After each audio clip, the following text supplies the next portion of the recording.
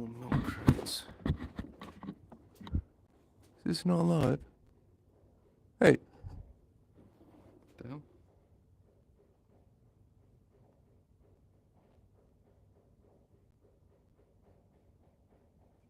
Oh, there we go.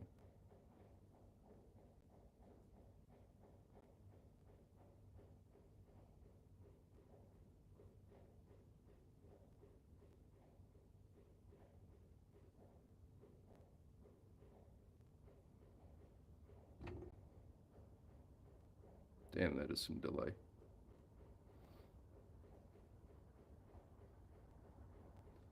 Okay.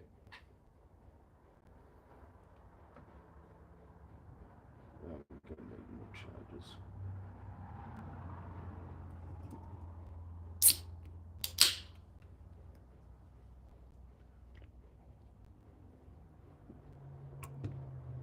Ah, good stuff. Good stuff.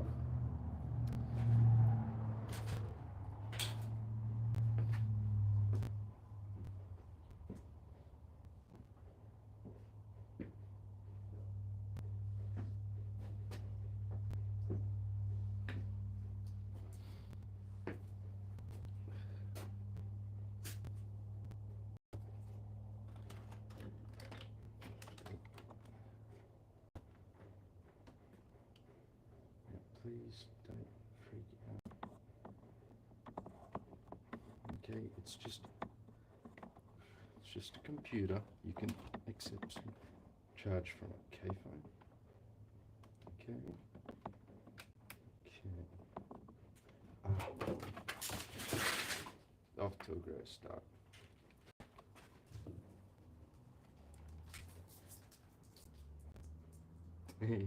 Let's watch myself drop the can of Coke. Egypt. Oh no, I already dropped it. Right. Well, nothing like a quick dose of. That is exactly what always happens when I'm down the shed, not on camera. No, usually not too clumsy like that. Damn, it's the first drink spill I've had on this bench in like a year. And, of course it's on camera. Hey, Solar Geek. Yeah, I just figured I'm at the point of sort of, I don't know if I want to call it apathy or neglect on this channel, but I think I mentioned it in my last video, which is crappy content is better than no content. So I'm streaming, yeah. Also, not sure how the delay is right now. I think it's about 10 seconds from, I'm assuming you can hear me, by the way. This is the first time I've gone live. All I did was, I've currently got my actual phone set up here. And then I've got my old phone, which its screen is kind of bad, but it's still a Google Pixel 6 Pro, is currently doing the job of cameraing. Let's see, what was it doing? Alright, so, oh that's right, my footrest is usually a car battery, and I just went to charge it, so no more footrest. I don't think this stream has a name, because I don't think it's really got a theme, but I figured I'm just going to kind of just do my usual muck around at the workbench while I'm, yeah, this is kind of what I do, except I usually don't live stream it because I haven't yet, but right now you can barely just see it on frame. This is the power supply. This is what I've been working on for the past like 18 months. Well, this specifically more like 9 months, but anyway, the thing keeps blowing up on me, so I don't know how on in picture I am right now, but yeah, do I have audio? Yeah, I do have audio. Cool. All right. Oh, is this phone charging? Yeah, it is. Good. Okay. But basically what I was thinking I was going to do today is, where did I put them? Yeah, this is what my workbench looks like. Yeah, I get stuff done on this mess somehow. But I figured by having enough random bits of metal lying around, I have a ground plane, and that's good for reducing noise when you're dealing with electronics. I'm shocking. I'm shocking. Um, yeah, okay. Let's see. So, what I was wanting to do was create what's known as a voltage regulator. Not just any voltage regulator though, quite a generous voltage regulator. Let's get some things.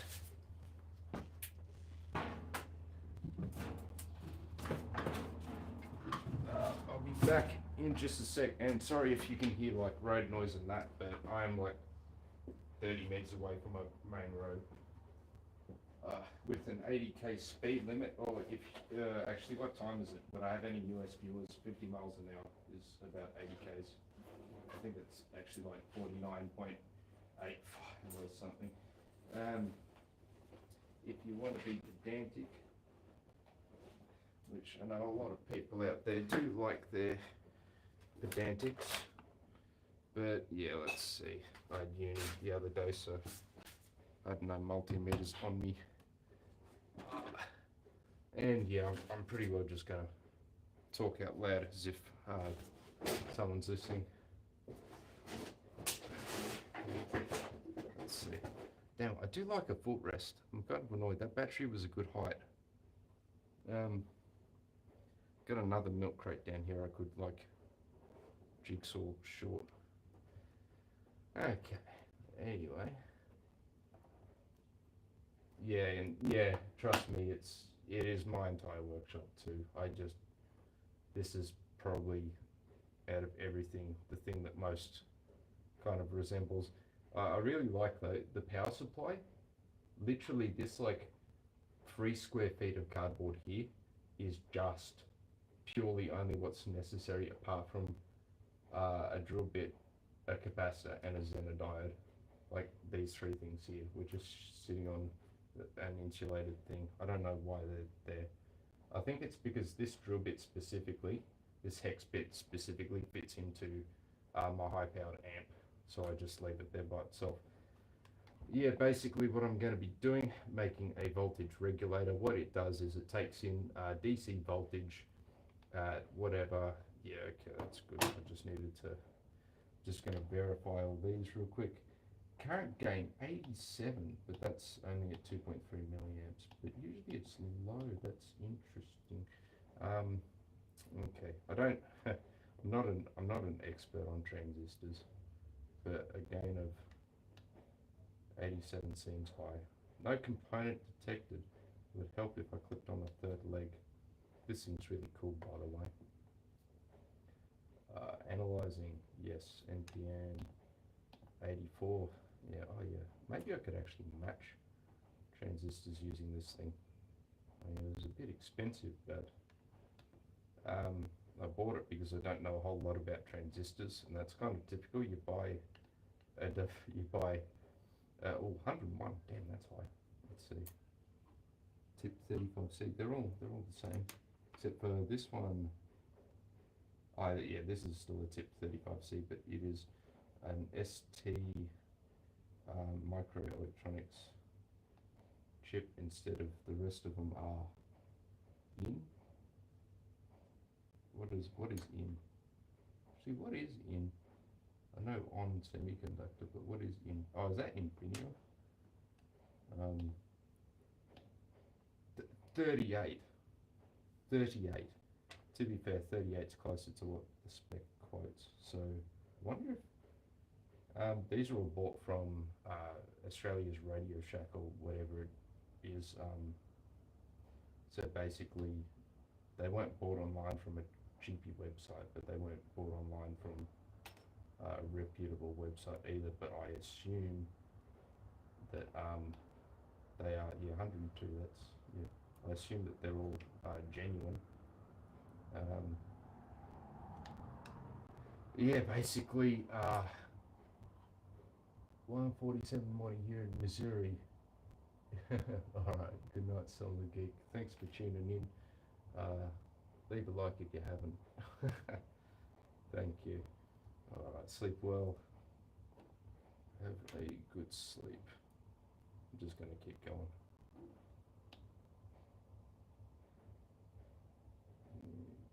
Yeah. Yeah, 86. That's still not. I don't know why this one is so different.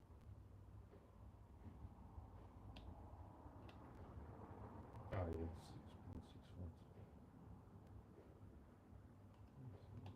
Yeah, 87. Yeah, that's good.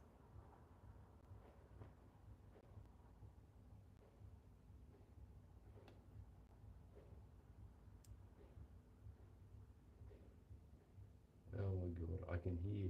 I can hear ducks coming from the neighbours. They have no idea what I'm planning.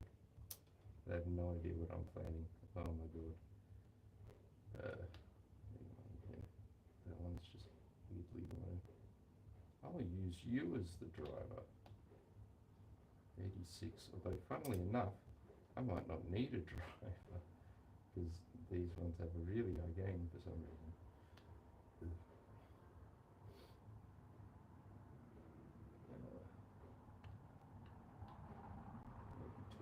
Okay. So yeah, package cards could be a collector. It's the collector. So the collector goes on the positive, which I think the collector. I think it's a. I think the collector's the case as well. Maybe not.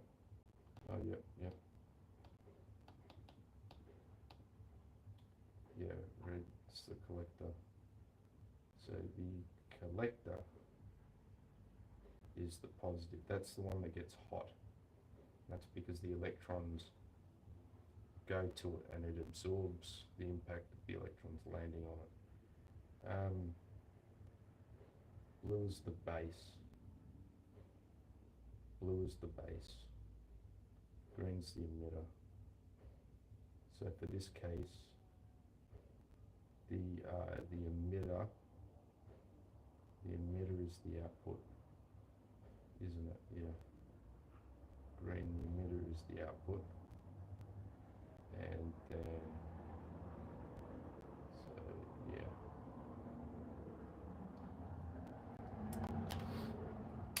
So now in theory,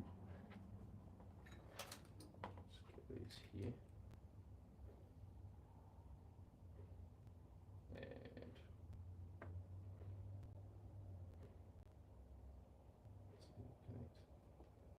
That, and then other power supply. Don't want to burn it out, but I shouldn't have any current draw. In theory, that'd be 14 volts. Yeah, okay. Where's probably where's a 10k? What are you? Probably not 10k. What happened to that one? Yeah, what did happen to that one? Now, if you hear what's going on, what is going on? Ah, here we go. Here's what I'm after. Oh God, I snipped it. Oh man, why did I snip it? Damn it. Egypt. Yeah, whatever.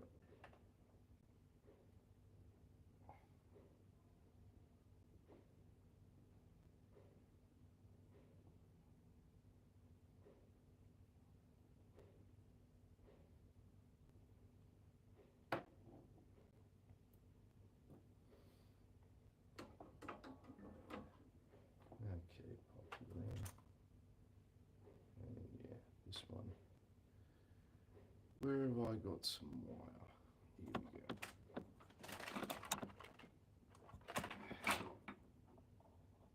Yeah, what was that again? Oh yeah, that's that.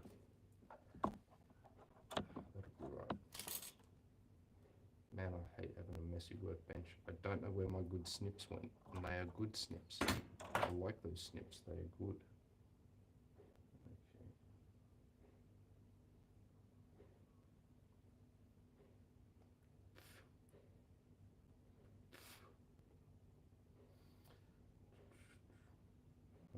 are already done. Good. Just give these a quick tin. Where's my solder? What the hell? I swear, this bench. What have I soldered? No, definitely anything that's soldered would have been here. Here you are.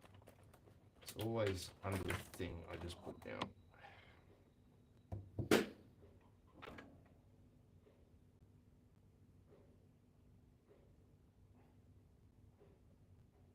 Remember to breathe in those fumes for that good IQ debuff.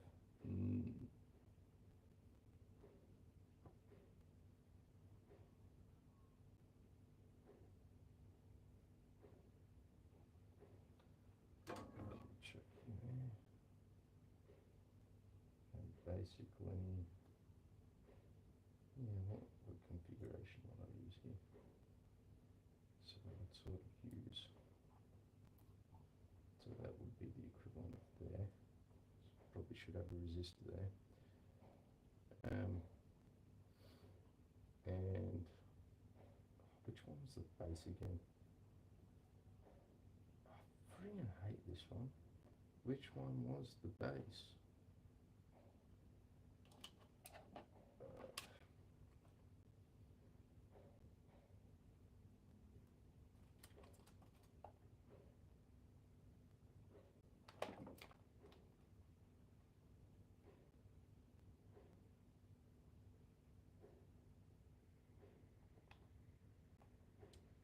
Red, that's the base. Okay. So this one positive.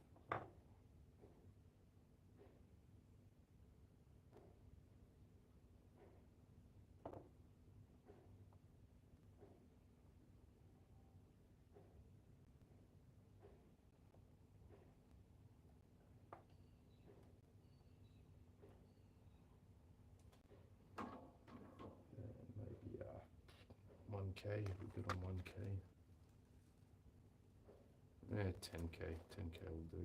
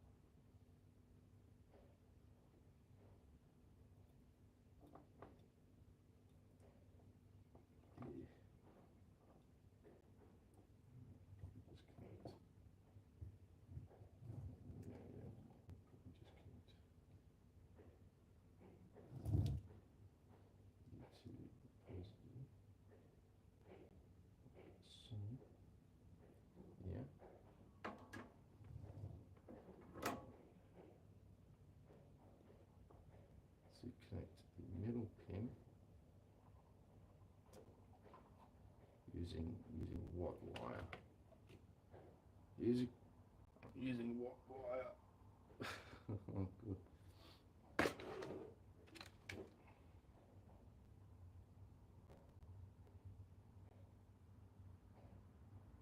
Expose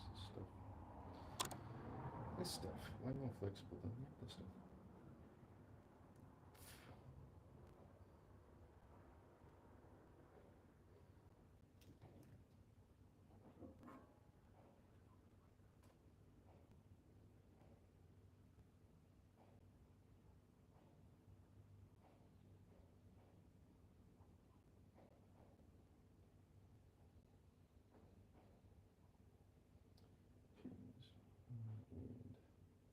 And do not fall off and break.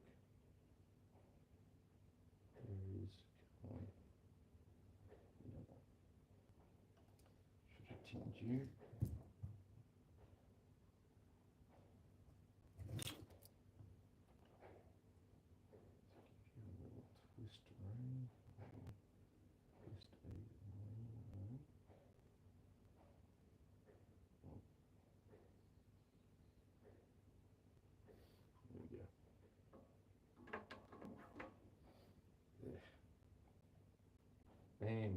voltage regulator should be.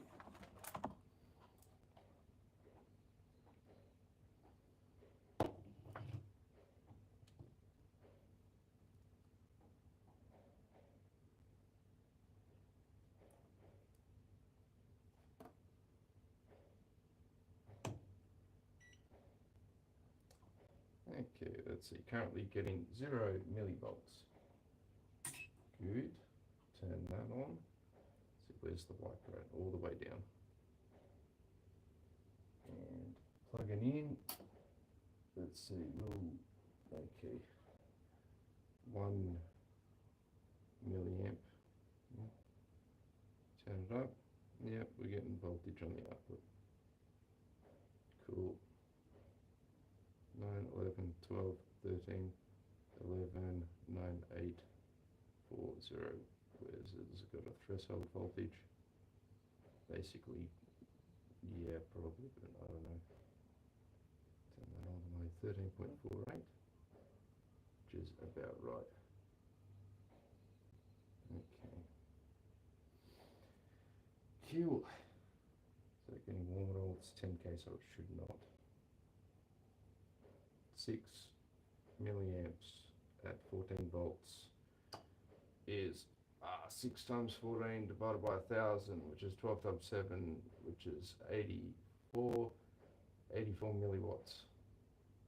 84 milliwatts for the whole everything, and we've definitely got a 0.5-ish volt drop across the transistor, so that's like, yeah, about 1/10 of its operational power of this resistor, so I can barely feel it getting warm at all. I squared R 10,000 times, actually no, what is it, B squared on R. Now let's do it. 113.4 squared divided by 10,000, which is 18 milliwatts. 18 milliwatts. Huh? Okay. Oh yeah, that's right. This is forgot. This is also a 10 kilo ohm resistor, which means half of our power, or more than half, is technically going through the potentiometer. Hi. Oh God. Sorry. Texas more. El Nufo.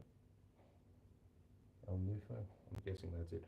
I'm currently dabbling. I'm currently having a look at maybe making a voltage regulator for a power supply that I've got, which is not the power supply I mentioned in my previous video. This one is basically like, it's a transformer.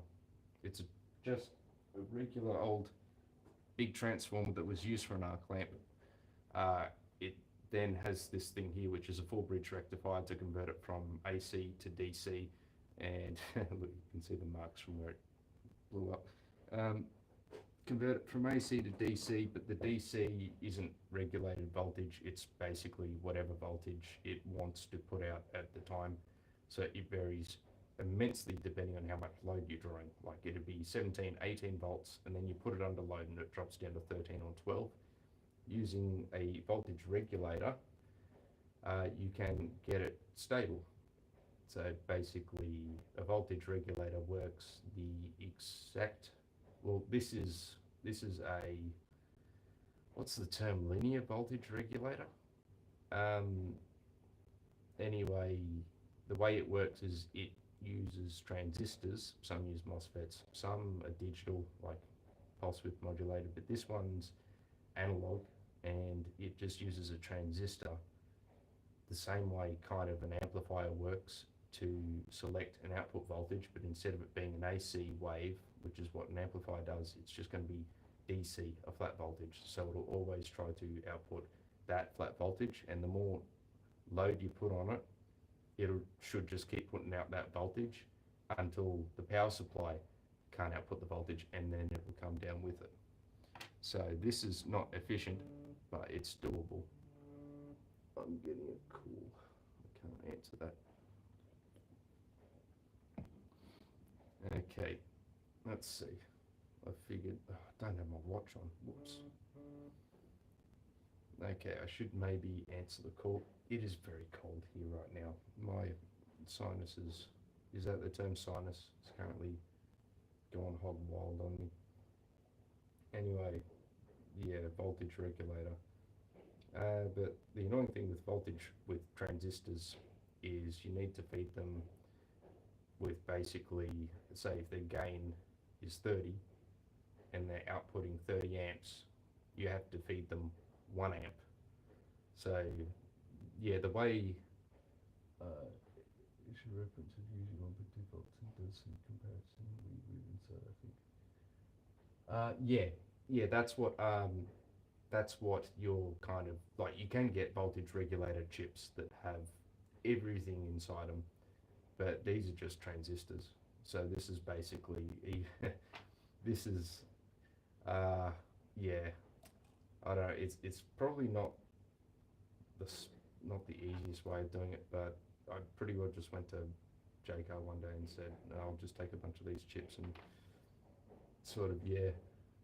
But yeah, 1.25 volts, and then usually that's 1.25 volts is compared with the actual output voltage. And if you use a potentiometer on the actual output voltage, you can change that. So say if your output voltage is 10 volts and you divide it by 8 using a potentiometer, then that lines up with the 1.25. But then if, say, for example, you turn it all the way down and do it 1 to 20, then it needs to aim for 25 volts for that 1.25 volts to come out. So yeah, that's how they work. But this one could use a comparator. Probably not going to bother. Um, I could, but I don't know. I don't know how much current realistically I could pump through a comparator, especially a transistor-based one. MOSFET ones are usually more forgiving, but I think all I've got is transistor-based ones. And let me just fix this leg here. Anyway, I'm not really making a whole lot of progress yet with this. I'm gonna turn that off and disassemble this, and I'm guessing, and then yeah, pretty well. So I've just got to try to remember. I've got see, there it is. Oh crap, that's copper cancer. Oh man, yeah, okay, that's got some corrosion on it. Okay, so probably not going to use this board in a fancy project in that case, but let's see, I don't think these pins will fit either. No. But probably, yeah, what I'll do for this is, yeah, well, first off, insert them from the other side. But I had this old active bridge rectifier here that kept blowing up. Like there's literally some chips in here. There's a literal chunk missing from them. I can't see which one it is. Yeah, this thing failed. Oh yeah, here it is. See that one right there? There is a chunk out of it from where it and pretty well every other chip, but it in particular felt the wrath of a quarter farad capacitor bank, and it just absolutely went bang. So yeah, oh, did I bring down? No, I left my calipers up at the house. Bugger. Okay, where's the micrometer? There is the micrometer. Yeah, so basically what I'm going to have to do is I've got this ferro board here. I'm going to have to drill out the holes in it in order to fit these chips, which actually don't perfectly line up with the holes, which is a little bit odd.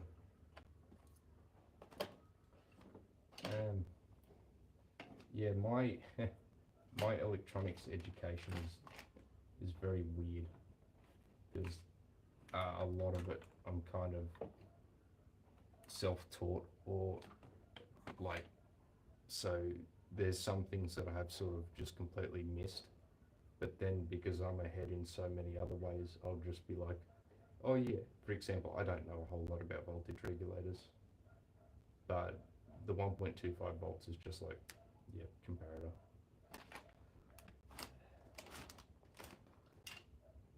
Yeah. Yeah, let's see. Down here I have a Dremel. And here's the micrometer. See, this one always happens. Like, where is this thing? There's a completely different thing. But don't have the calipers down here, so I'll just use the micrometer to get how wide these pins are, which is 1 point. Okay. Oh.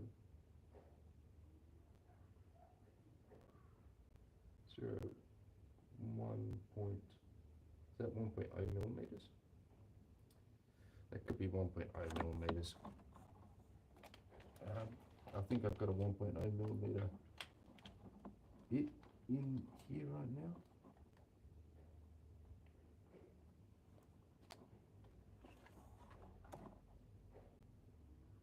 Okay, it might be a little bit bigger. Yeah. So just straighten this back out.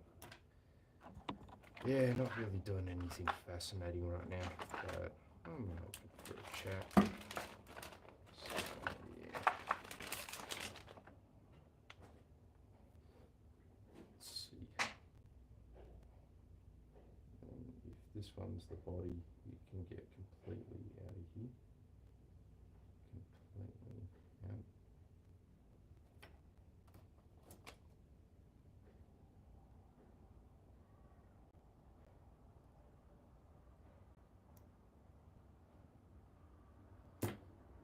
And yeah, that'll go something like that.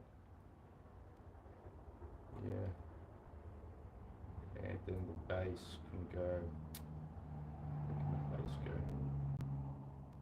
Maybe 2 away. Yeah, something like, maybe a bit further. Yeah, let's see, how does this go? Yeah, that there, and that roughly there. Yeah, that looks good.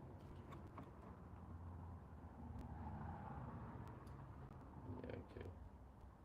So let's be that and that. I've got 10 of these. What kind of heatsink shape would I use?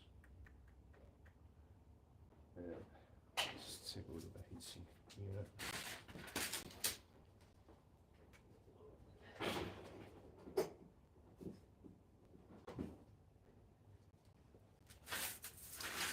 That should be right.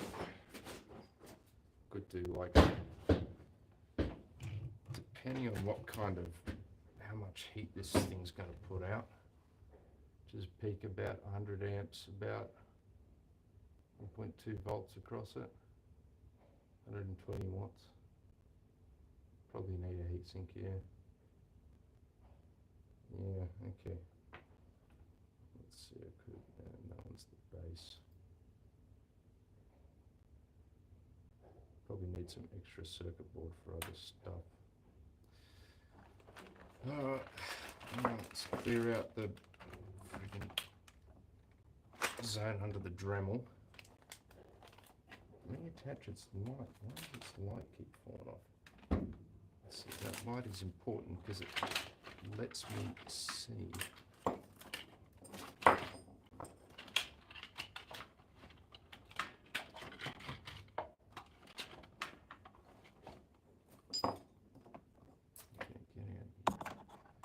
There we go.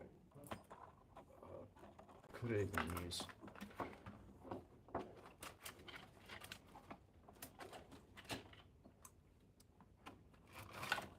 Okay. Yeah, truly a duck stream. Okay. Shut up. Wish I had a smaller bit of PCB. Actually, what could I do? I could technically do 5 lanes of 2 FETs per lane. Could technically do 5 lanes of 2 FETs per lane. I don't know how much aluminium I want to use for it though. Yeah. Hmm. Maybe I'll do 5 lanes.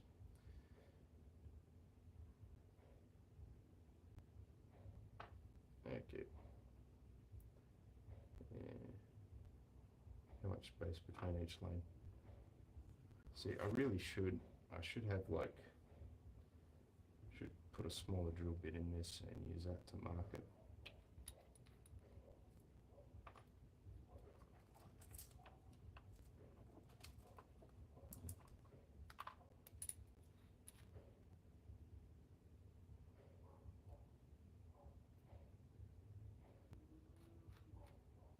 There we go.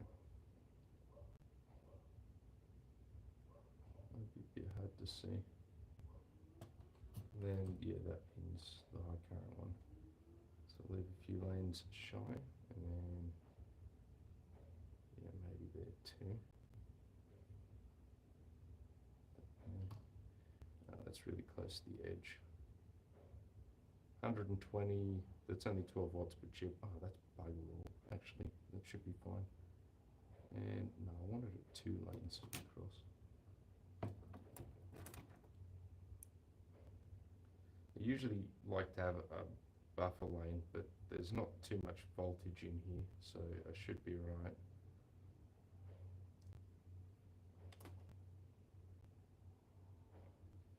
Is that okay? But then, yeah, okay. So that one there.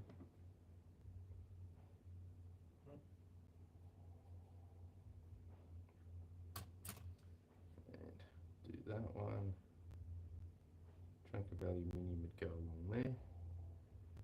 Oh, welcome Warmungerous. Welcome Warmungerous. Surprised you didn't come in here earlier. What, something radioactive? Where's the blowtorch next to the open oxygen tank? Well, the oxygen tank's just over there, but the blowtorch is that way. They're not that close to each other. Yeah. Unfortunately, man, if I could, I would. Oh boy, I would. Trust me.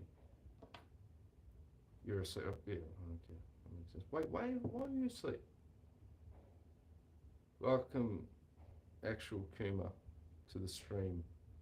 That's right. I'm going to call you by your online names. You friggin'.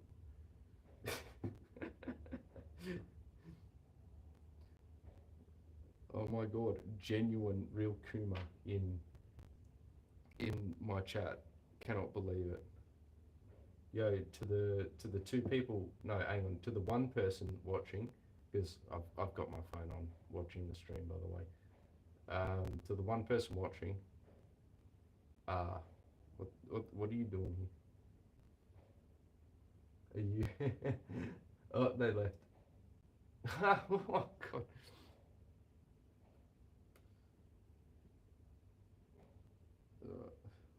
It's like, what are you doing here? Get out. This isn't your friggin' stream. I could just do 9. No, 3 rows of 3. Oh, that's crap. So I've got that, then aluminium. And I'm going to thread the aluminium this time because it's stuff. 4 rows? 4 rows? 1, 2, 3, 1, 2, 1, 2, 1, 2, 3. Yeah, maybe 4 rows.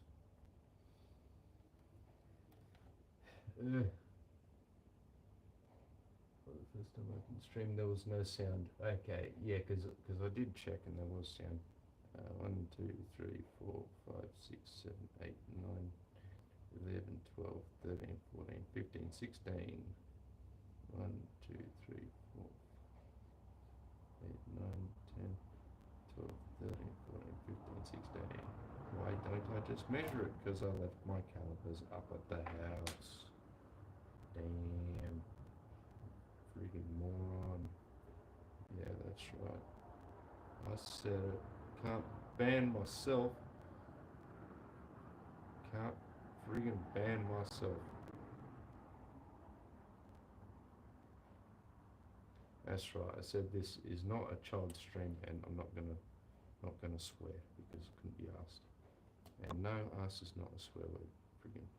Friggin', friggin' pricks. Oh god, haven't had that one in a while.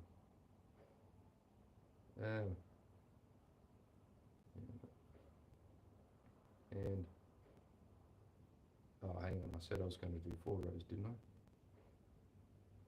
Did I say I was going to do 4 rows?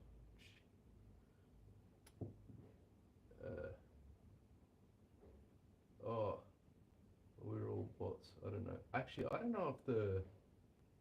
Yeah, no. There's at least 3 person watching me and 2 others. Yeah, I think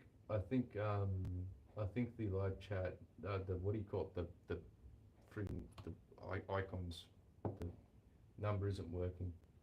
Also, man, I'm going to be so distracted from reading chat because whenever I'm down the shed, I'm just like, no, I'm doing my own thing.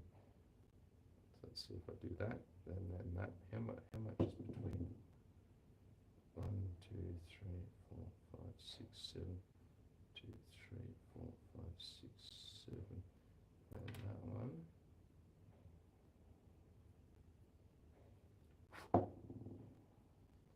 And 1, 2, 3, 4, 6, 7. Okay.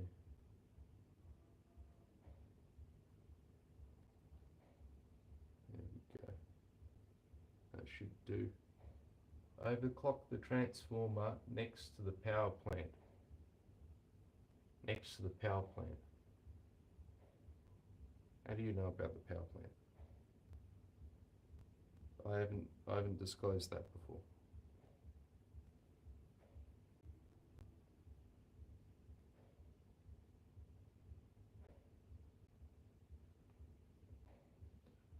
So 3, 2, 2, 3.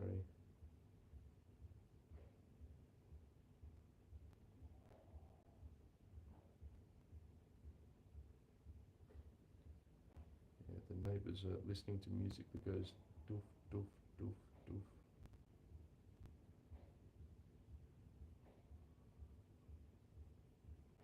Am I doing the correct hole? No.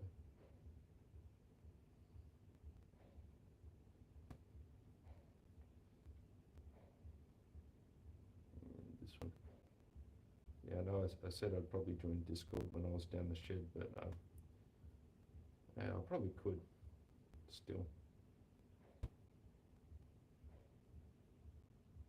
If you don't want to reply to chat long, you can drive to the place with all these. Oh, I can drive. Yeah. Easy way for free electricity. Don't take my batteries.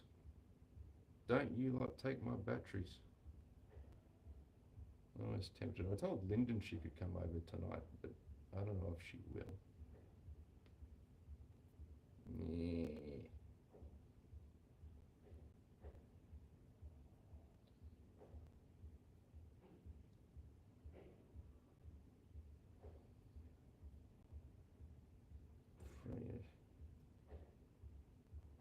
Should probably message her just in case she tries to call me during the stream con.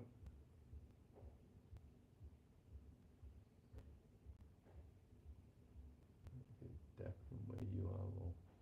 We're about to you.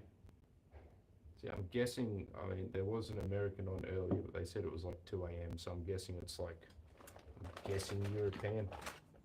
I'm guessing European mainland. He let me know that Dak is a liar and a thief. What did I say? He took the power supply screws. What are power supply screws again there? Are they M4 or something? Yeah,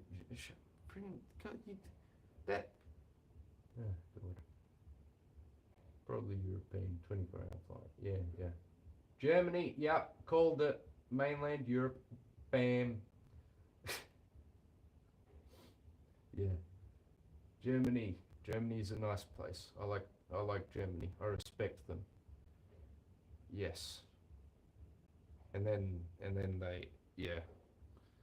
What do you mean? And then yeah, I don't know what I mean by that. Germany's cool.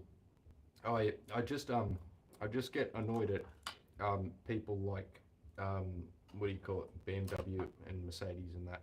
I got respect for like other people. Like, I love Sennheiser. I love Sennheiser. And Bosch. Yeah, I like Bosch. All my power tools are Bosch. Or either they're Bosch or they're something that Bosch didn't make or that I wasn't going to use enough to really warrant getting an expensive version of it. Oh yeah, even this thing I'm about to use, Dremel. Dremel. What does it sound inside? Robert Bosch, Australia. Oh, how about that? Yeah, we're a big enough country. They gave us our own bloody. Um, how about just sing again? Ah, which way's the switch go? Oh, it's not too loud.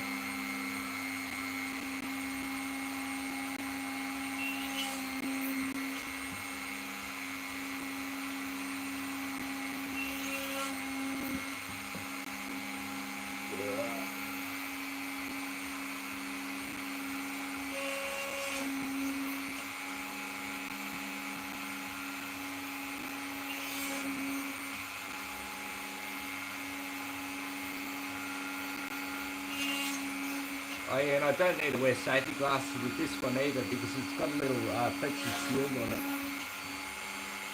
Pretty cool. You can hear me.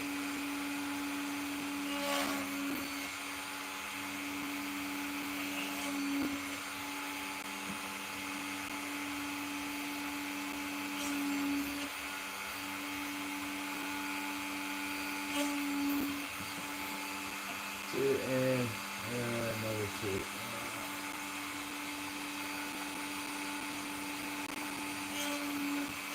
Need a laser on this.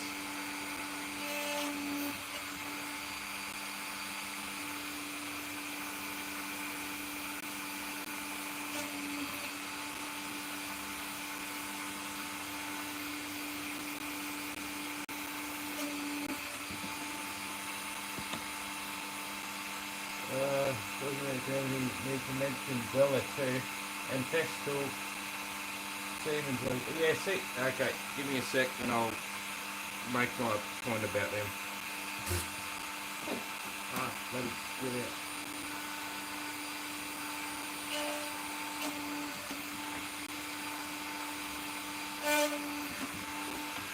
out. Stupid. See, this is like the most un-German thing about me, which is how messy my bench is. Germans are always clean and precise. I am... Yeah, I'm not. I work in chaos as a middle finger to precision and get it right enough that I don't care.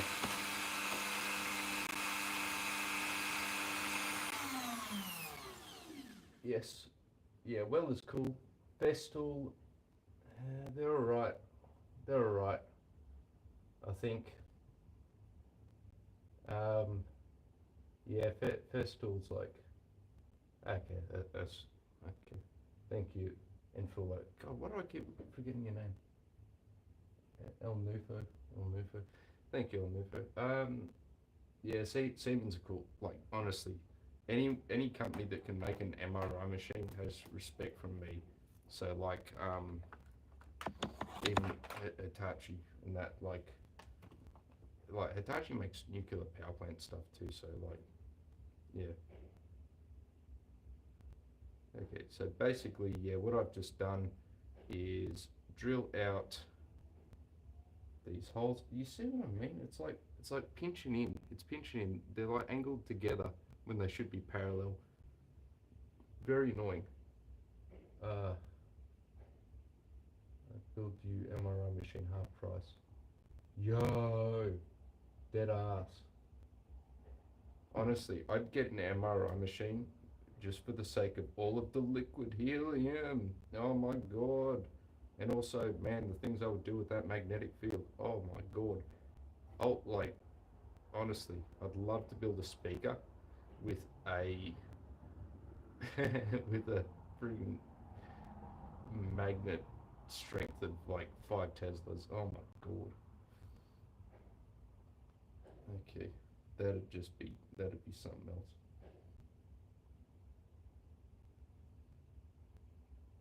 Okay, and then yeah, so basically something like that. Can you see it? Nah, the delay. I wish I had a live camera, but it's not hooked up to the laptop. It's my old phone. Eh.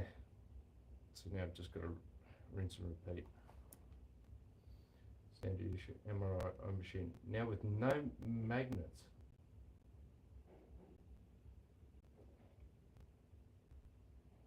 Obviously, M stands for magic.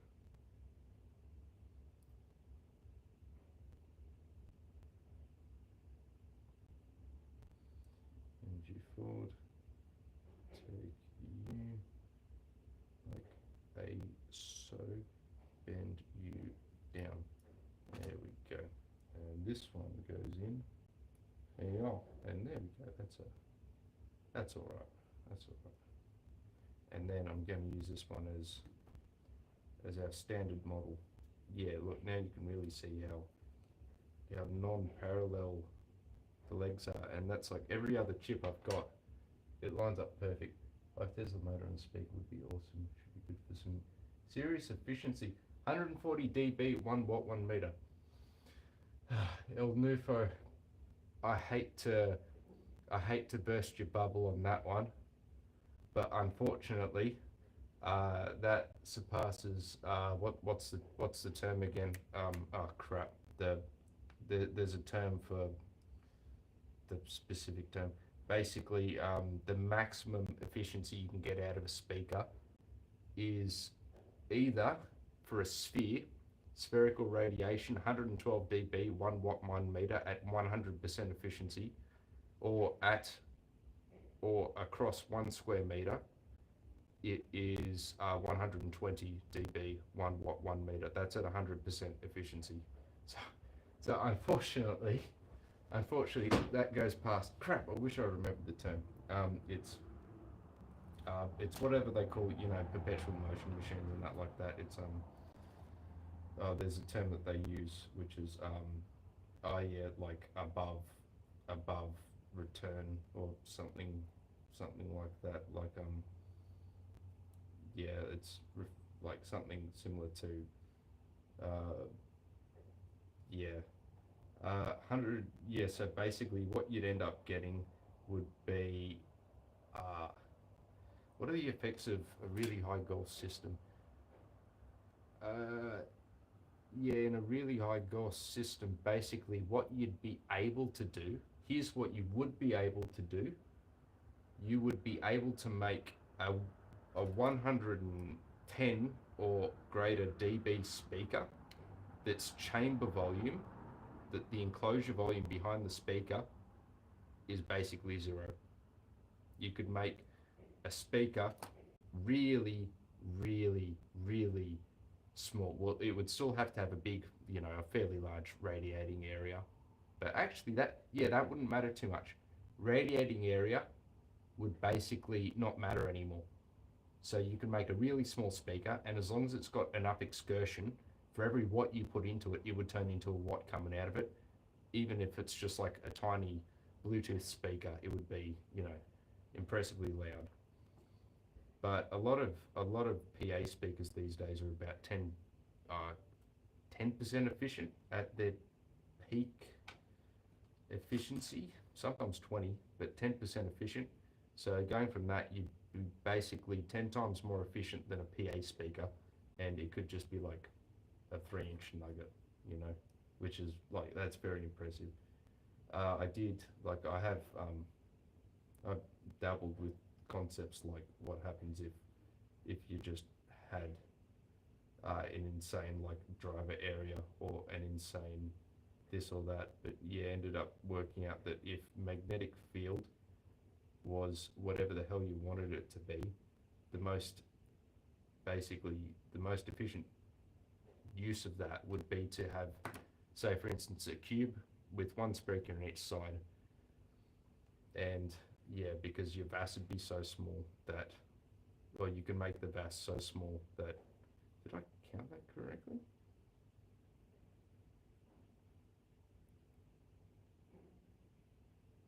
Bro, damn, I hate when I do that. Hang on.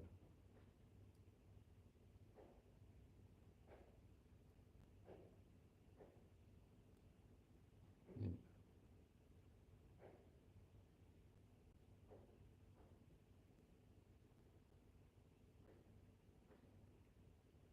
Yeah, that's good. The hell?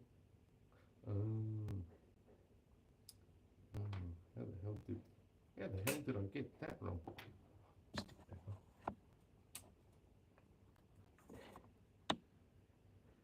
Yeah, not to worry though.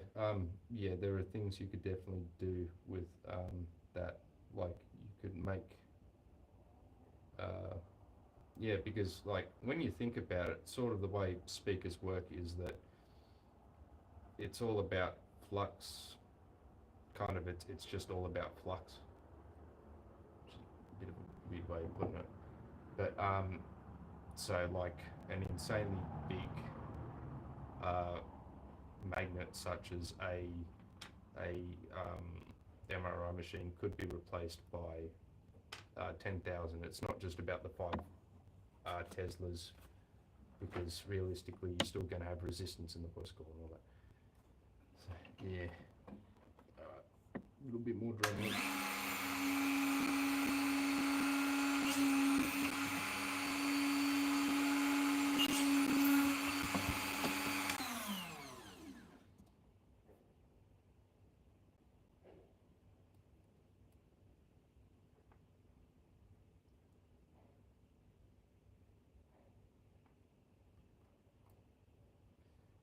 Yeah, also too, you'd be able to get really high. What happened to that thing? Oh, yeah. Really high efficiencies, really high SPLs in, say, competition, like car audio competition. And that one, and that one, and yeah, okay, that looks good. That's looking good. Then more pins, I guess. Replace radiating area by excursion 1-to-1 that only works mathematically in the real world. There is air and its non-linearities going up your model. Cone area still remains king. Yeah, yeah, that's true. Yeah, beautiful word. Talking 5 Teslas. Um, Cone area. Cone area is good. Yes. I suppose it does depend a little bit on moving mass. But that's mainly for Q stuff. And when you're talking, and kind of ironic because whenever you're talking super high motor strength, it sounds like it would increase the efficiency a crap ton, but in reality can also increase damping. I don't know, damping, electrical damping is still one of those things that kind of confuse me because I know it's affected by that's affected by amplifier output impedance. But what happens if the amp is not trying to damp the spec at all? Then its Q could be very high, but then it stops and then its Q goes. Yeah. Dynamic damping. Spiral area.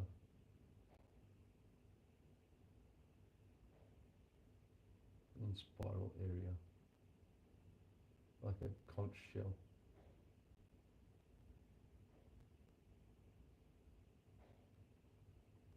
Yeah, yeah. That is, but yeah, that is a good point. Which is like, I'm just saying that like, basically when motor force isn't limited, but yeah, when motor force is limited, which is the real world, then yeah, you get 6 dB.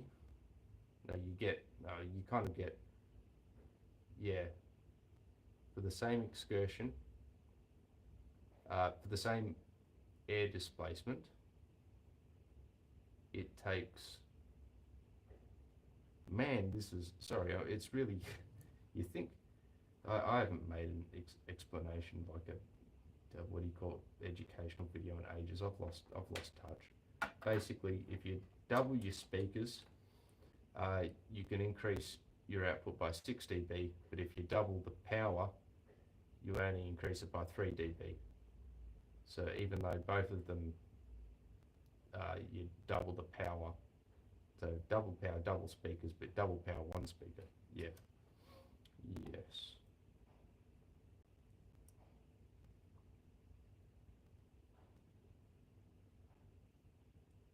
Come on, Leg.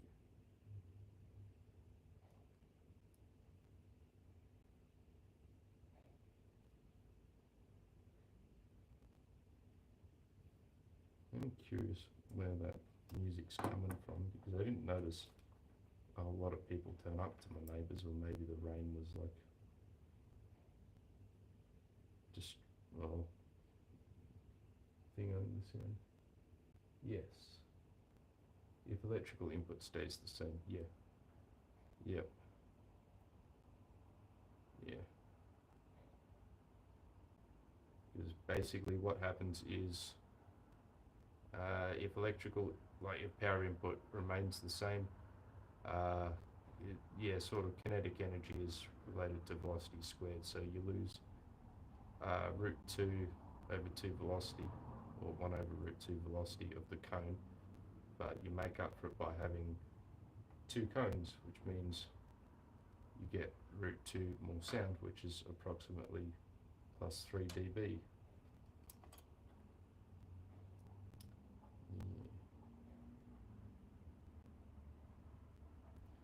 I actually wanted to test that for a YouTube video, like going into doubling cone excursion, but it's really hard to control cone excursion like to a millimeter. I don't know, I didn't put much more thought into it than that. So I've got a bunch of ideas. Still want to do a good Class AB versus Class D, that'd be fun.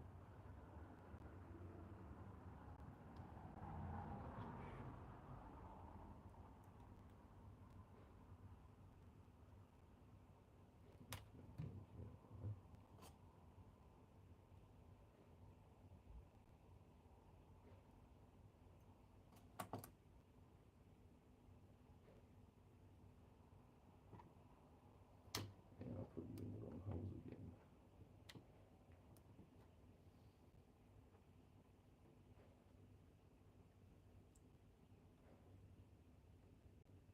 Come on.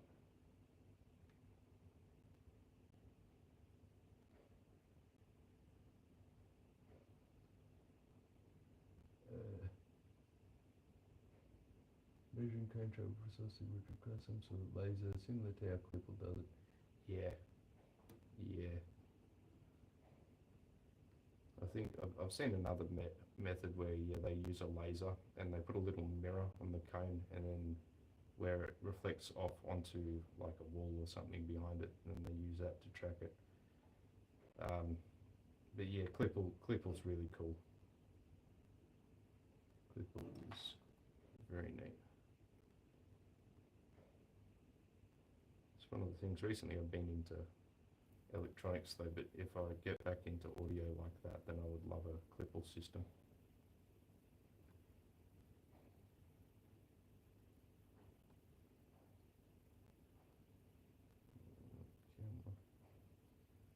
Yeah, man, these things just do not want to stay down. Are they really that close to each other?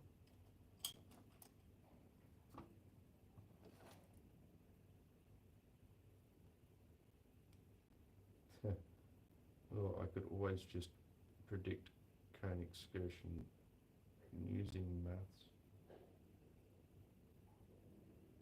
Yeah, no.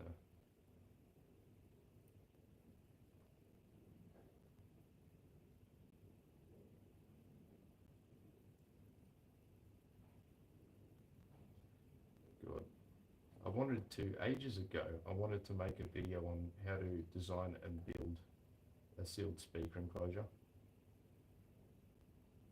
And I wanted to, for the sake of design and build it, I wanted to include an equation, a good equation, to calculate the ideal box volume. And I was just trying to basically find the equation WinISD uses to calculate its box volume. And my God, I ran so many speakers through it, and a lot of the time I was like 90 to 95% of the correct enclosure volume with my equation. But then every so often, it would just be so off, and I had no idea why. So I just never ended up going further with the video, because I felt like, well, some people are gonna try to replicate it and get a speaker with a really stupid cue. But yeah, that was really annoying. And it was a really nice equation too. I derived it from ended up being able to derive it from the actual, like the rest of them, where you factor in that and then modify your SD in that, or not SD, your VAS. Like, yeah, sort of it was like using VAS to calculate Q except backwards, so using Q to calculate VAS, where VAS ended up being the volume of the box.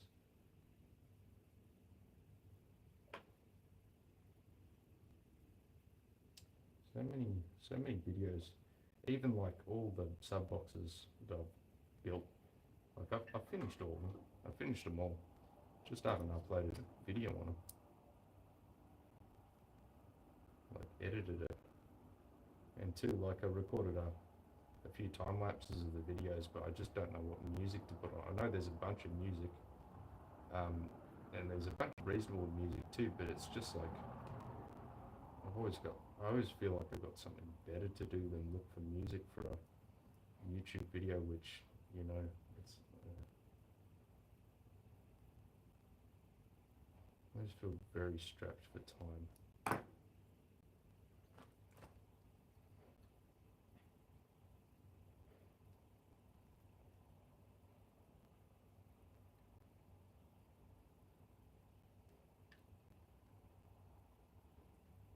Come on.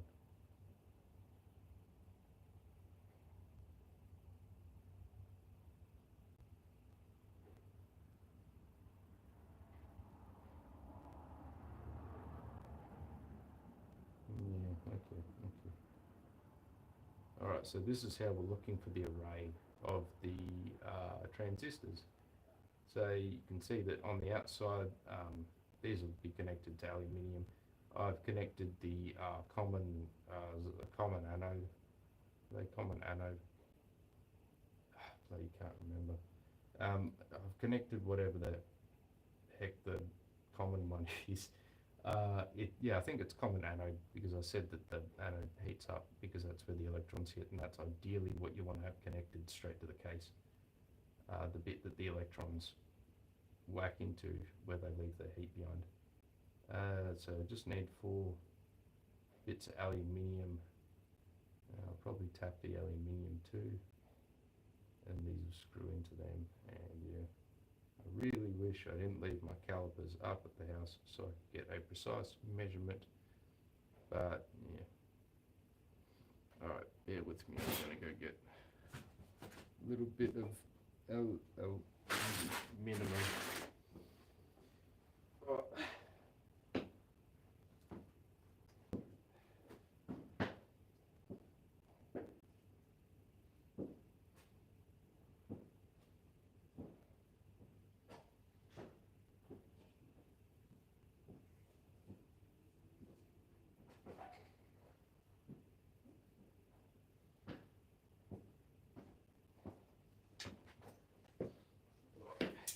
You'll never guess what I didn't leave up at the house.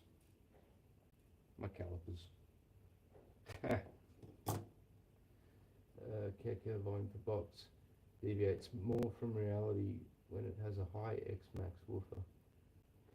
Seem to be good at small signal levels. Yeah, and that's just pretty well the way it goes. Like, honestly, that's the kind of battle with audio, is just Yeah, can design, patent it, and then sue you for $5 billion. Yeah, do it, warmongers, do it. Yeah, that's yeah, pretty well. The way they do it is always just at small signal levels. Yeah, yeah, it just it is what it is. It's because some speakers can't even handle 10 volts, so you can't make that a standard. And then you'd say, all right, we'll measure them at their max power, but then they can deviate so much from their minimum power. And a lot of speakers you might only be listening to at 10 watts, even though they're 100 watts. And even then, you might only be listening to them at 1 watt half the time. So it's just, you know, and then it just becomes, well, damp the crap out of it, put it in a tiny, oh wait, no, hang on, how do you damp it again? Yeah, put it in an enormous enclosure, and yeah, and it's like, oh, we'll just do infinite baffle, yeah, and then it's like, oh, do open baffle, ah, the, yeah, I don't know, I'm a simple person. For sound quality, sealed box, acoustic, yeah, sort of an acoustic suspension. Get a speaker with a Q of like point 0.3, and you put it in a box that is half its VAS, and then just look at your F3, like your frequency, where it rolls off, or if it's got a Q of point 0.5, you put it in a volume which is the same as its VAS. And if you want output, then chuck it in a horn or get a bigger driver. So yeah, because even then, most mid-ranges are 90% of their frequency operational range. The, if they're in a if they're in a what do you call it, bass reflex, it doesn't affect their output. Yeah. Okay, so basically, I just got to measure this distance here. Well, would you look at that? It's 8.625. Probably 8.625. How much are these? I think 2.5 mils across. Oh, something like that. Yeah, seem really be good. That's yes, they are. Yeah, that's actually something kind of funny, which is when I first heard the term Thiel small parameters, I thought that they were small, as in small signal, not as in Richard Small, which is the guy that did funnily enough, Neville Thiel worked on the small signal equations, and Richard Small worked on things like the high signal, like the X Max and that kind of stuff, X Mech and BL sort of stuff. I think fourth order bandpass is best compromise in terms of sound quality, size, and output. Smaller than a horn, more cone control than regular bass reflex due to one closed chamber. Yeah, I haven't heard a good fourth order yet. I've heard a lot of people with a lot of praise for fourth orders, but I haven't heard a good fourth order yet. But that said, fourth orders are the easiest boxes to stuff up. They are the easiest boxes to stuff up. I've heard cases of people stuffing up fourth orders where they've made the rear chamber like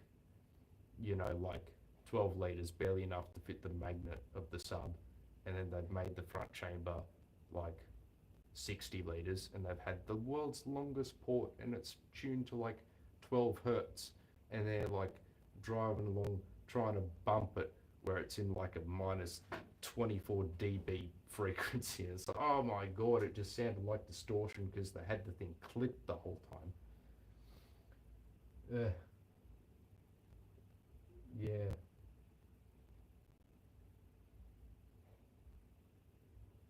yeah. I don't know, like that. I would like to do a good fourth order. I think that's one of the reasons why I haven't made it to. And every time I've been like, oh, I'll make a bandpass, then well, technically, the first folded horn is a fourth order. Technically. Okay. What makes a good fourth order? I can just tell you the theory of what makes a good fourth order. Basically, a lot of people, when in free air, fourth orders are, like band passes. But in cars, they're kind of low passes because you get cabin gain. That's my opinion. That is highly opinionated. That's my opinion. Yeah, go for a passive radiator. Right. Okay. Yeah. Interesting. Passive radiator. Yeah. Cool. Yeah, passive radios are great. It's only a shame that usually they cost the same amount as a speaker for a good one.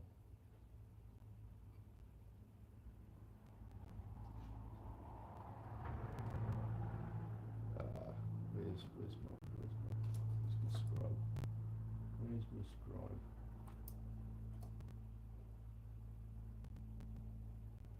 Where's my scribe? Right here. Thank you. No, don't drop the scribe.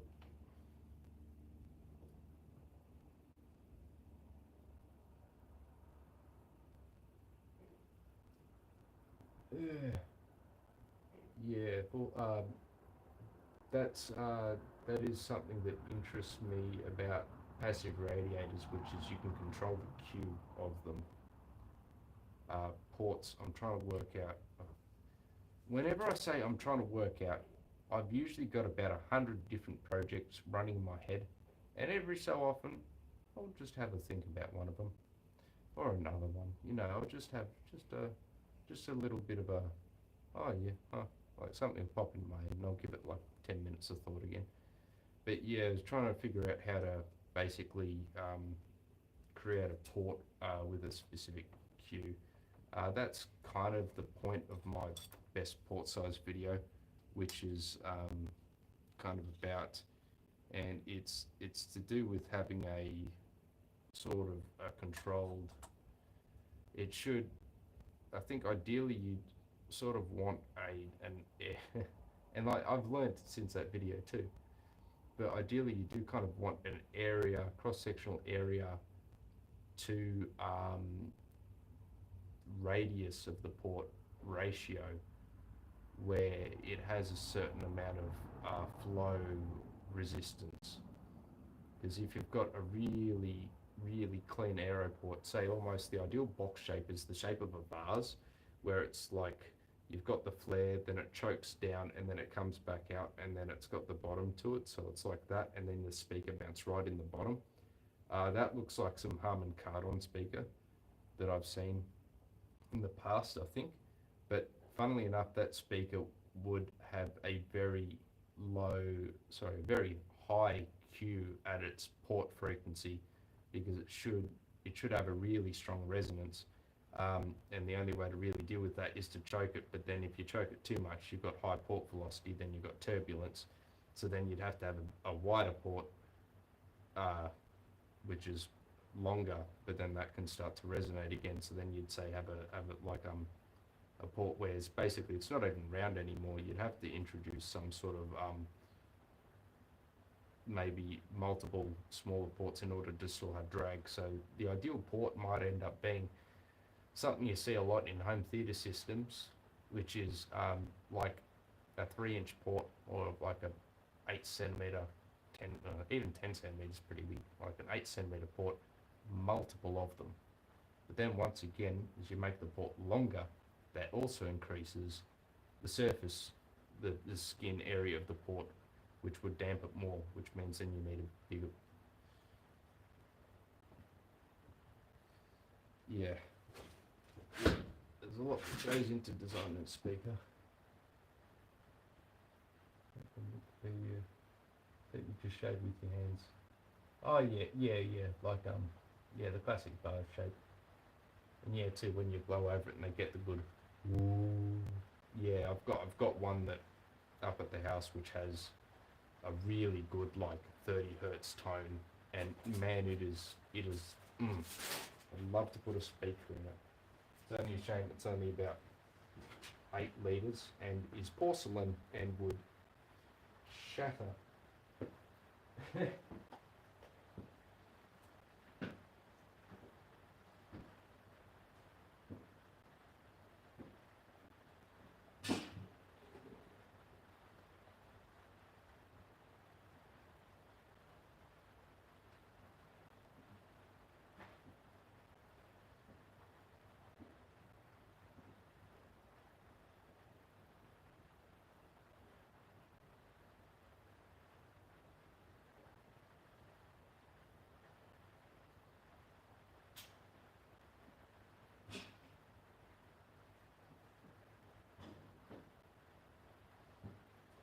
Where's a battery? I need a battery.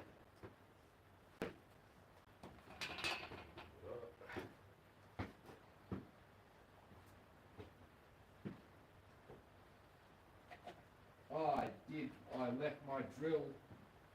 Damn it.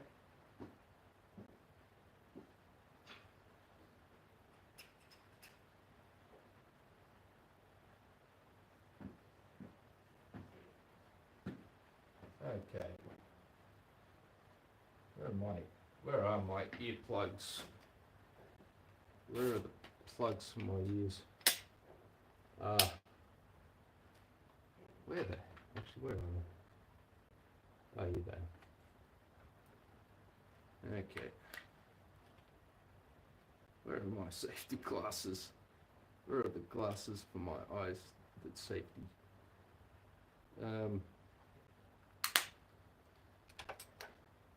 Where are the glasses for my eyes at safety? What would I have been doing that would have had flying debris? Literally everything. No, I was working on the power supply last time I was down here, and that has the potential to explode, which means here they are. Yes.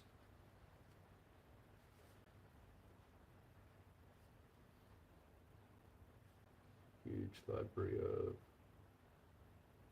projects. Yeah, okay, there we go. Trying to see if I just scrolled this in. Alright, safety glasses on, and actually I might just go get a square.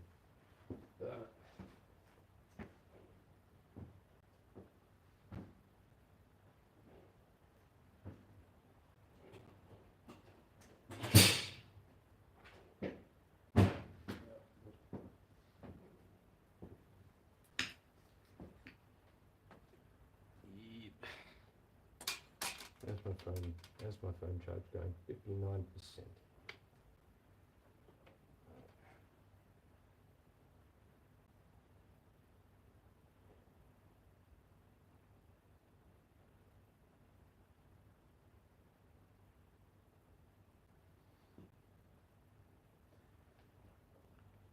And back on. Book falls off the shelves. Trying to remove it back. Oh yeah.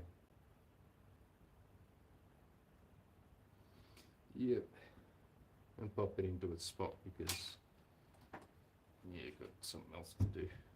Don't tip. There we go. I do like this jigsaw. I do like it a lot. They came out with a brushless version of it, and I was annoyed. I wanted it to be brushless. Other brands had a brushless version, but I was like, no, I'm going to get the Bosch one. And I had no battery power tools at the time, so that was me like buying into the whole like, oh, whatever battery you have, you are stuck with. And yeah, so this is like the one tool I would consider replacing before it died, just so I could get a brushless version.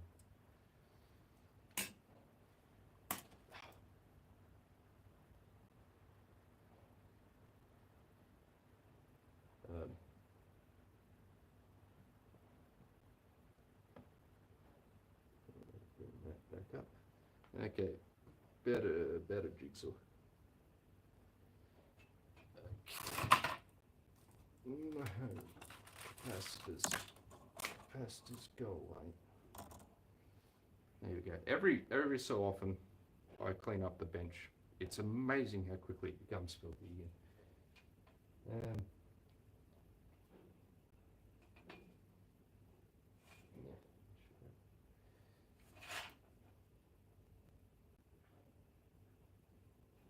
And pepper noise.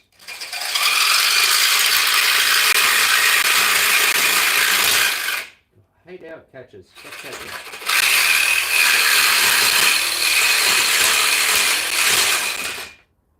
I think it's this jigsaw bit that does it.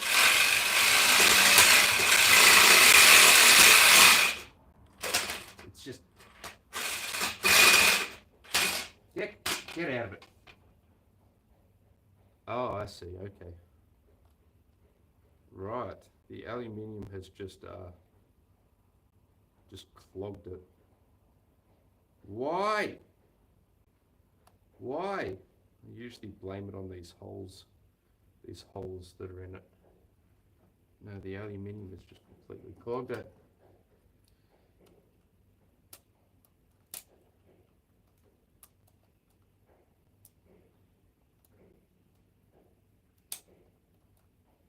Well, I heated up to remove the aluminium, but then I'd remove the temper from the hardened steel blade, so that wouldn't do the trick. And I was almost all the way through this bit of aluminium.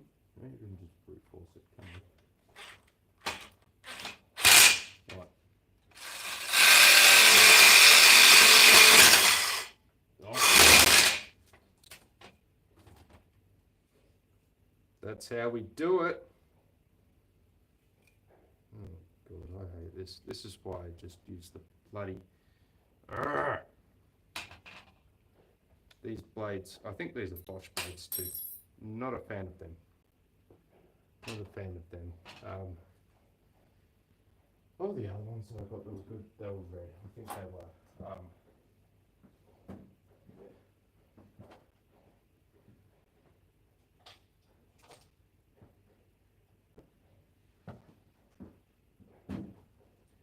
Yeah, the Diablos, they were good. And the Diablos look kind of mean with the red in the red jigsaw. Yeah. All right. Last little bit.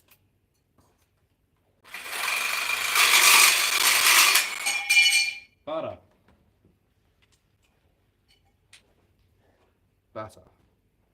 Not even better, just butter.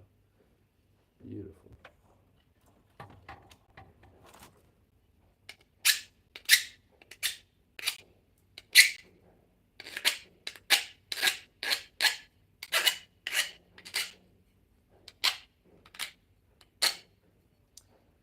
Clean that up. And copy there. Now I just need to copy this a couple more times.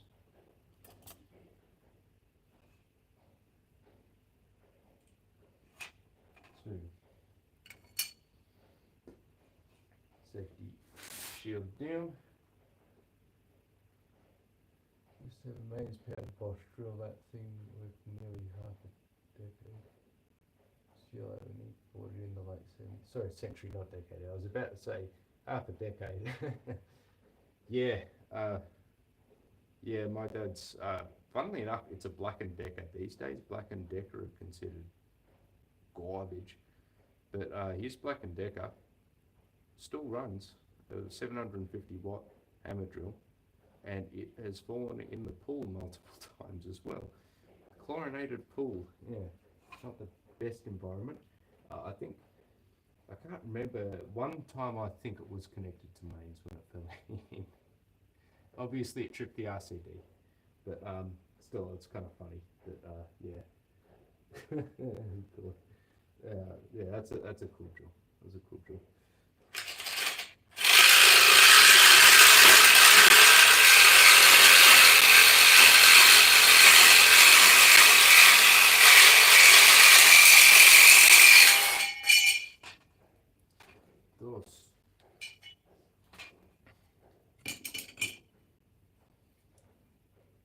some tools, it is amazing.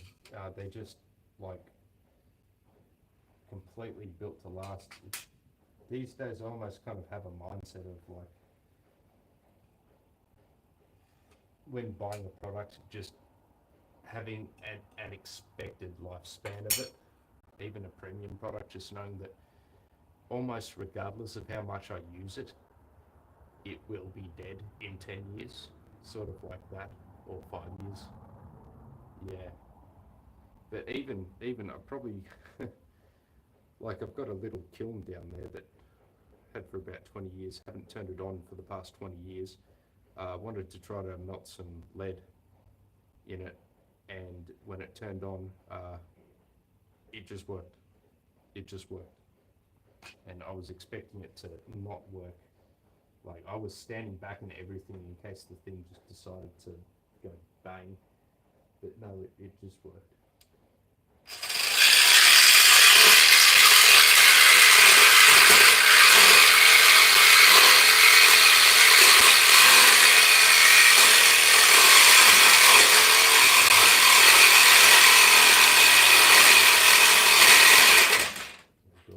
Oh, hang on, I'm an idiot.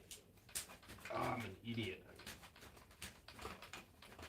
I just realized, yeah, this blade clogged up too. I'm not using an aluminium, I'm using a high-speed steel blade. I should be using an aluminium blade with larger... Oh, my goodness.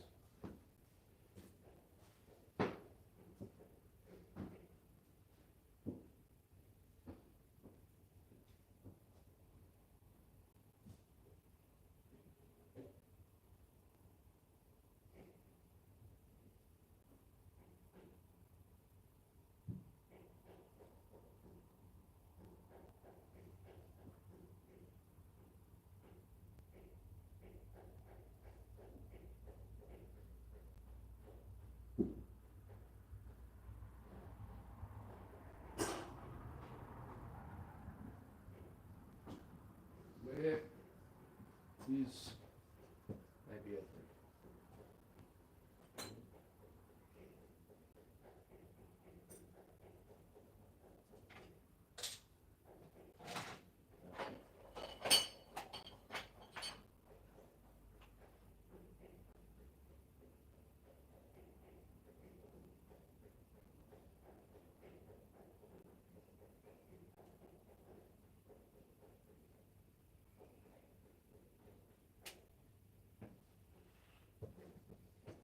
Is it? No, that looks like a wood plate.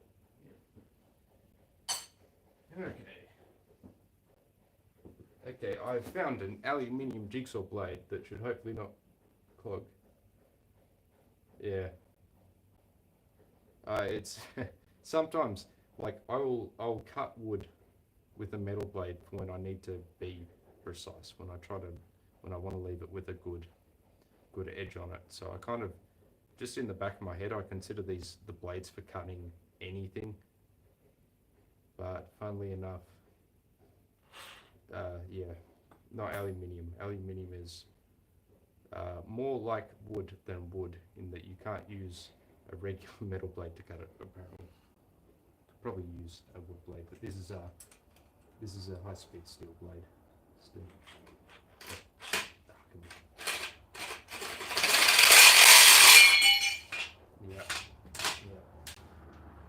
Yeah. Should be about the same length, more or less. And this is the, yes.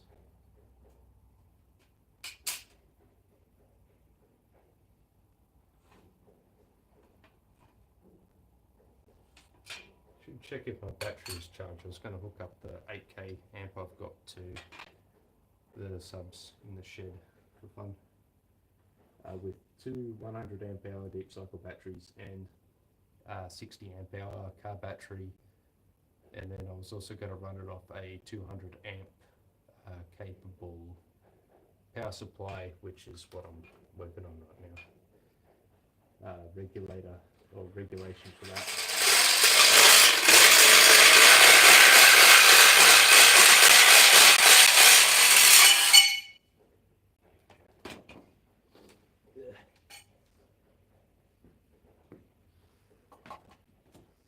so you like flared ports.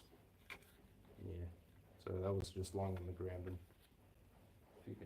it's a nice flared port. I like that one.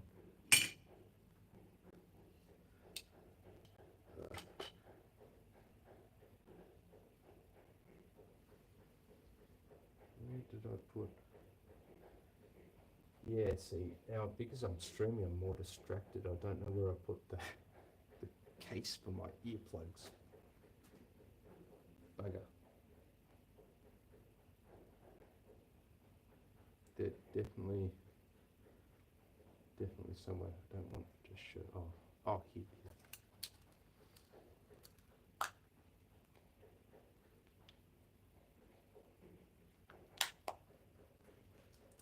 Check here. Right.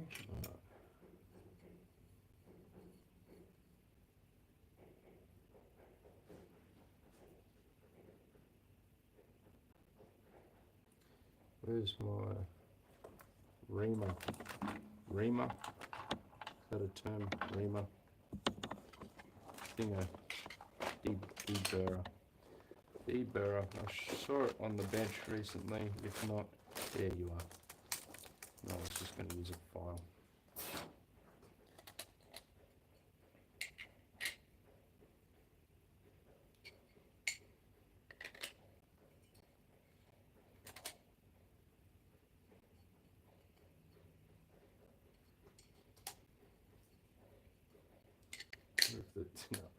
No, don't want to break it. I think these are quite hard metal. I don't want to knacker it. Come on.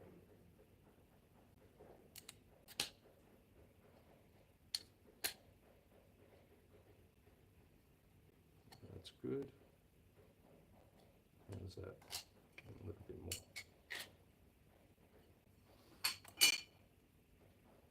Finish your 1010 project. Yes, I finished it. Yep. Yeah, that one's. Oh, that one was footage. Okay. Yeah. That box. Yeah, it's good. That one turned out really good. Yeah, I got all the footage. Just haven't uploaded it. Because yeah, at that point I got I started to get really busy at work, which was just Domino's, just pizza delivery. But yeah, they like started every so often, and I think, did I have uni at the same time as that? But I was getting like 50-hour weeks at the same time I had uni, and it was just yeah, something had to fall to the wayside, and that was YouTube. And then by the time I sort of, yeah, I just keep working on the project then, because you know I can't make a YouTube video about nothing.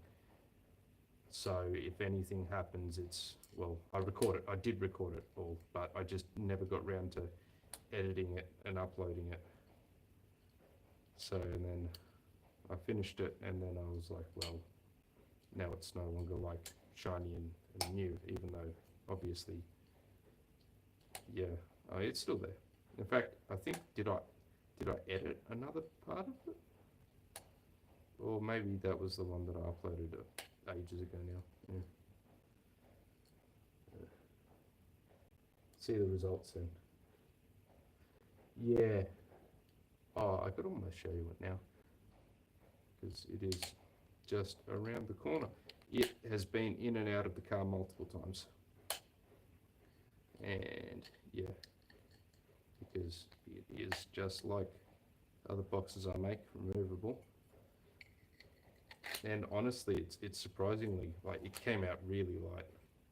Like, the 10s in the box weigh substantially more than the box itself, and it doesn't, I don't think it flexes. I don't think it flexes. Well, either way, the flex isn't contributing to distortion, and I don't think it's really decreasing its performance at all, because the things it hit, I dynoed it, it got to, oh, what did it get to on the dyno again? It was either 147 or 149,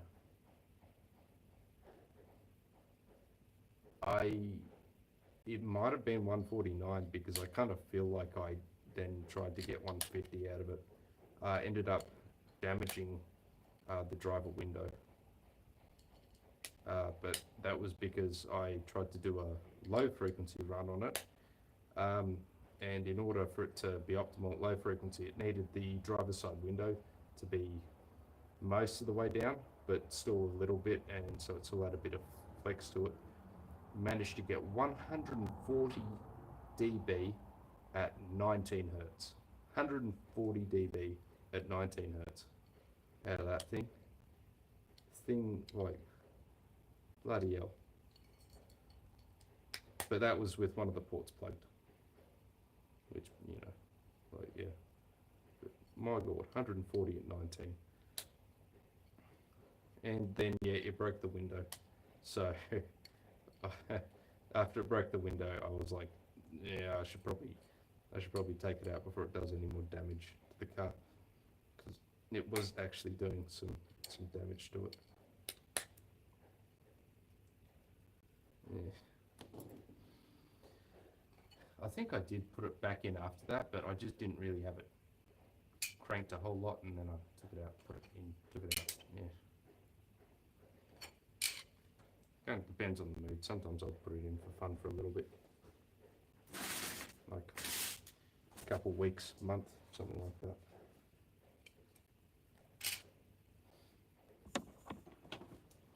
Okay. Let's see, now we've got these bits of aluminium, and they'll go here, right, like so, like so. Yeah. I'll put it even how far away is. Might rotate them all. Yeah, I'll probably rotate them so that way a little bit further away from the edge. Yeah, because this only has 2 rows, that's got 3. Yeah, I'll rotate them.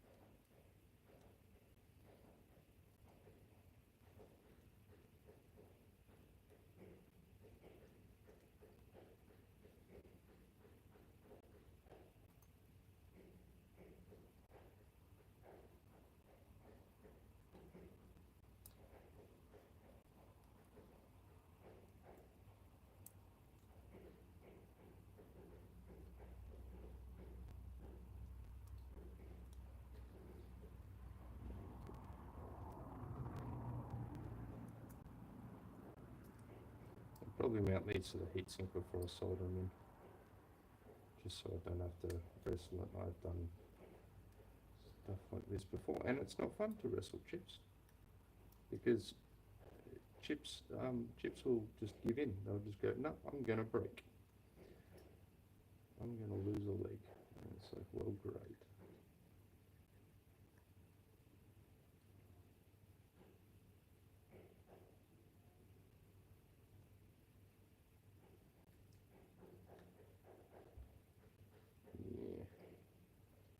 Because yeah, have I even made? Oh yeah, that's right, I did. In my latest video, I showed off the 8K def bonds. That's what that was on. Running that, and before I did have 1700 watts of Class AB. That was good. One of them overheated though. Funnily enough, it wasn't the one that was running below its rated impedance. It was the one in the middle. So I couldn't breathe enough. Yeah, alright. Damn, okay. I do have it drilled down here. But, and I'd have to, I don't know if I'd pause the stream to walk up to the house or something. To get, yeah, because it's like a 100-meter walk where my drill is right now. Yeah, bugger. Okay. I will be back in like 3-4 minutes getting a drill.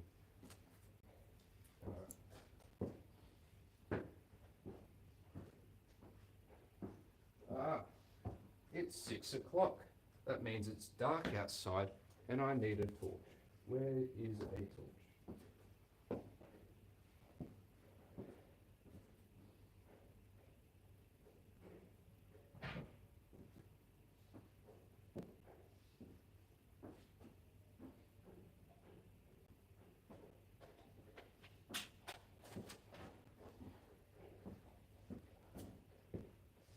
Yes, here's a torch. This one should do the trick. A bit dusty. Okay, off we go. Oh, I see, bugger.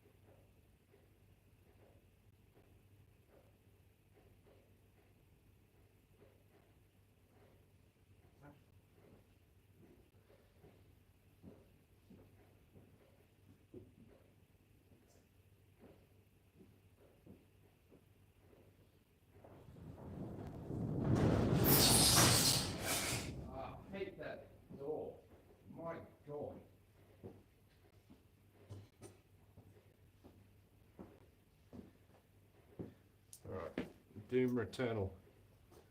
I'm back with drill. Where's my metal? Here it is. Okay. So next step is basically probably find the midpoint.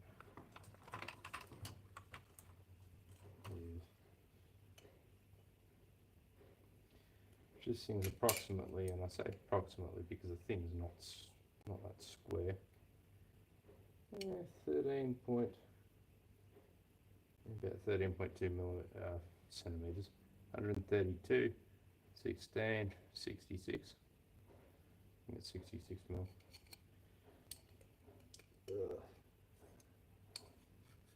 Probably just over 66, maybe 66.5 or something.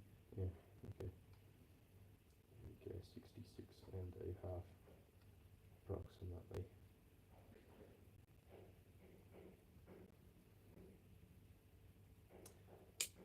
Oh, where's the scribe? Where is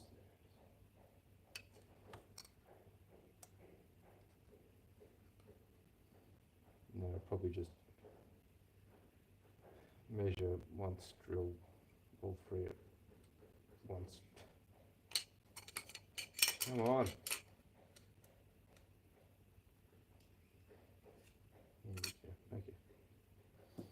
That is our midpoint, and then the distance between that hole and that hole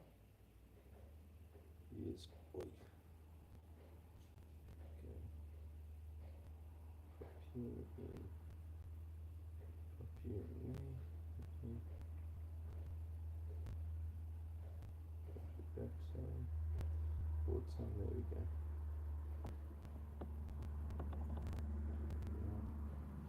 There we go, that distance is 4.36, oh,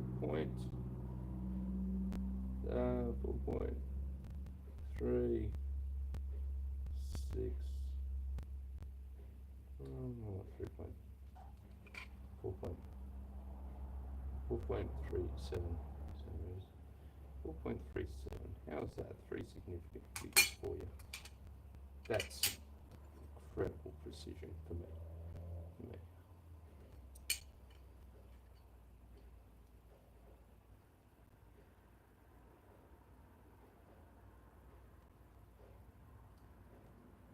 Line you up. So dead on the line.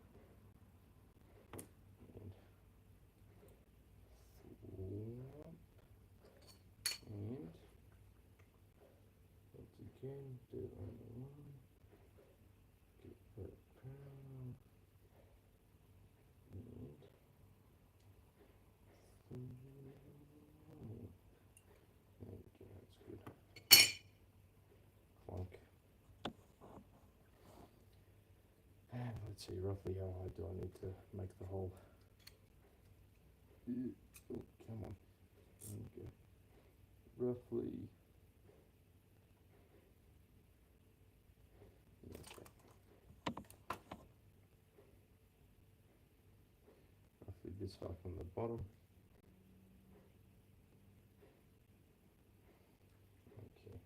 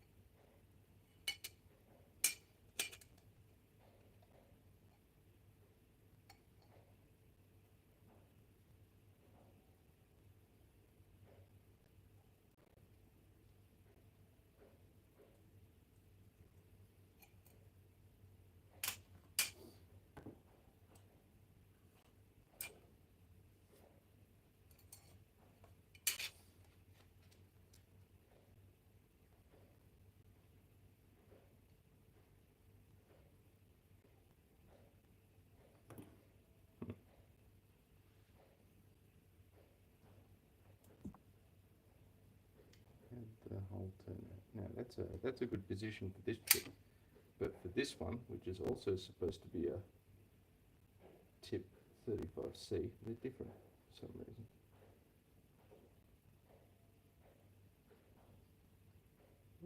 Tip 35C.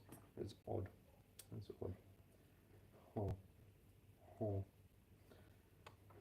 Pop you in there. And next up we gotta drill some holes. Yeah, that should be right. See, just double check, sanity check. Yep, that's good.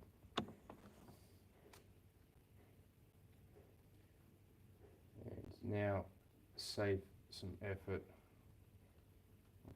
Get all these nicely stacked up and clamp them with some vice grips. Definitely just brought it down.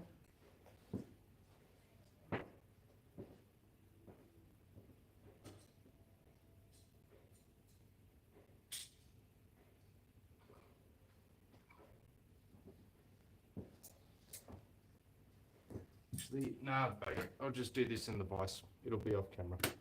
I'll just do that in the vise. Anyone here still got 4 viewers. What is going on, people of the world?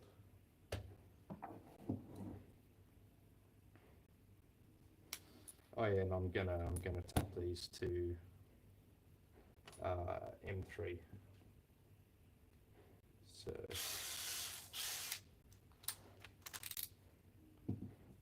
yeah, tap them to M3, which I should have. It's M5. Did I put the M3 tap back in its dingus, or did I leave it out? Metric or Imperial? Which one are you? You are metric. Oh yeah, I put these ones back here. M3.5. Uh-oh.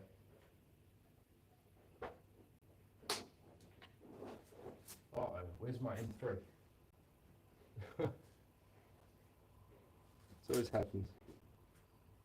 I always say to myself, do not use that's M4.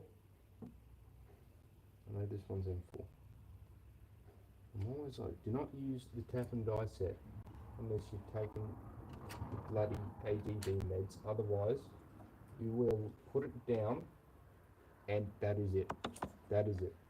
And all I bought that tap and die set for was for the M3 and the M4. That was it.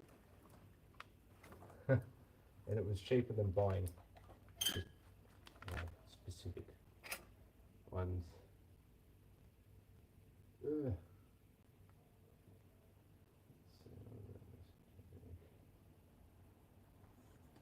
Here.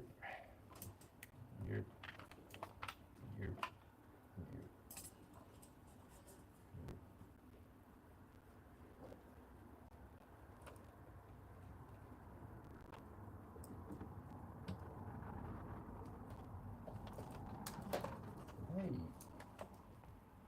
who wants to win a shower cap? Can you see the 3mm tap on this bench?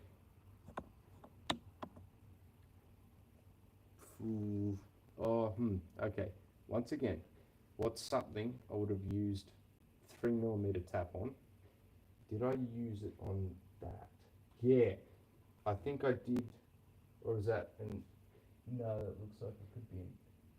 No, I think that was an M3. Where did I... No, I didn't tap that thread. That's right, that was an old thread. Hey. Riveting content. Oh yeah, I could just rivet it. Just permanently bloody join them. I did it. Just pain in the ass when it blows out and I've got to take it apart.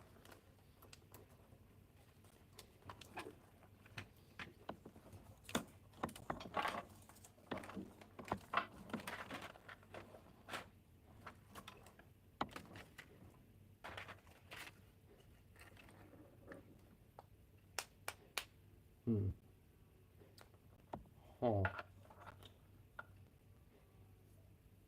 And it's not in the pile of dead chips. Did it go under the oscilloscope? No. Did not go under the oscilloscope. Damn, almost 6:30. Oh, is that? No. Oh, did it go?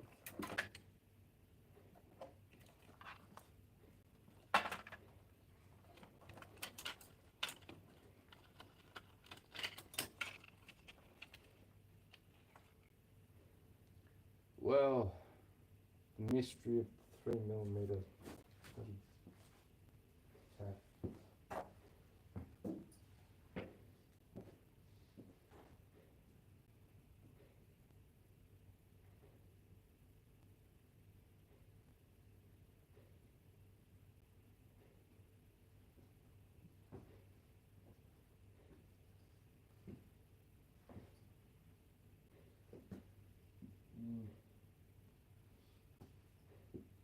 at least it is only aluminium. At least it is only aluminium. Let's see, I'm going to move some of these well out of the way. Well out of the way.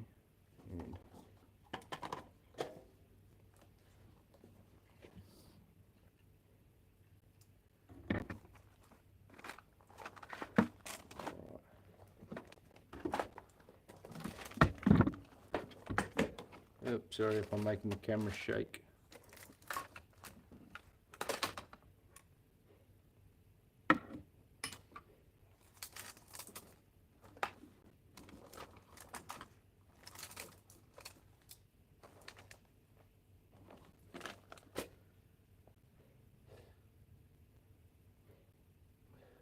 Where is my 3mm tap?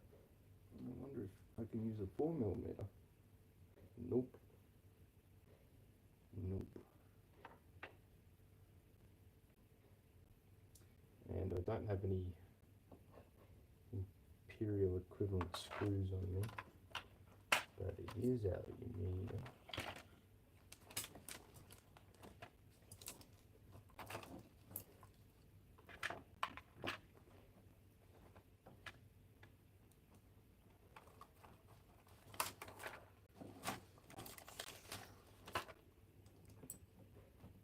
Yeah, probably better give up, eh?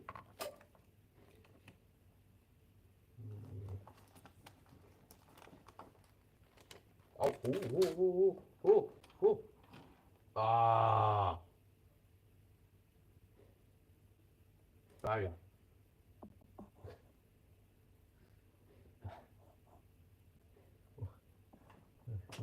There's one of these, and there might be another one. This is why. Do as I say, not as I do. Tidy your workspaces.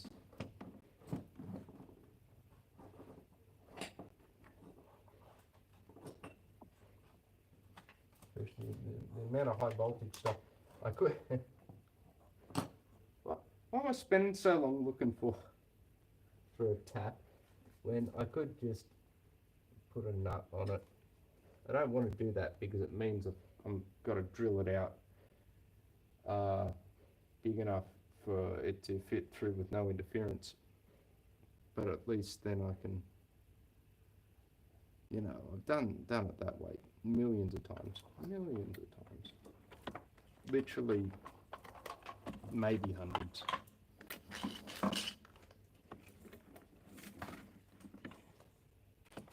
Probably hundreds, yeah.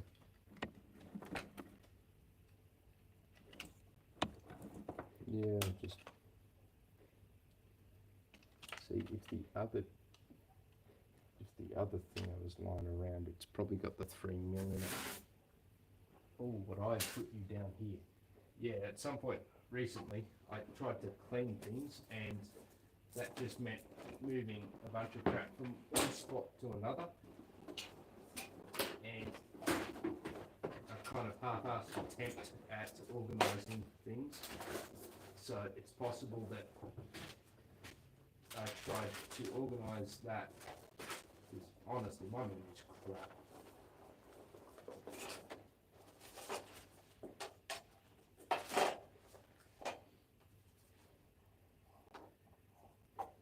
Oh, here are my good snips. Yeah.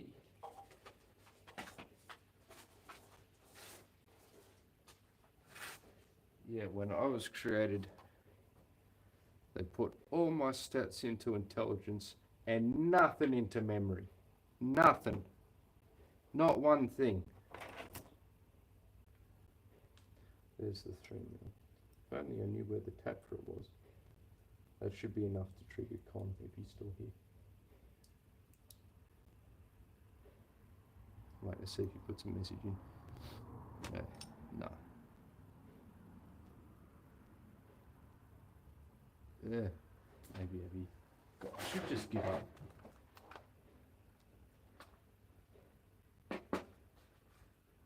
That's your problem, son. You don't know when to quit.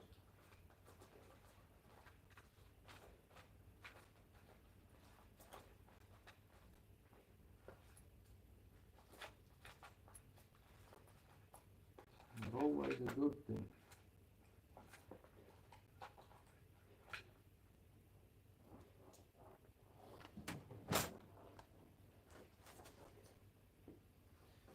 Put it on the floor.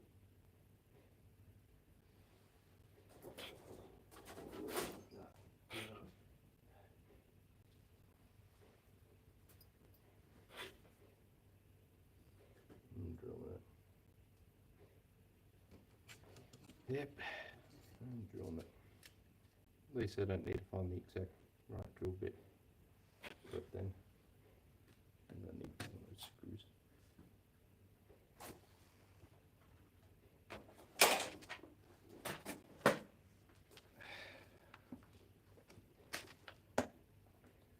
Clonk, clonk.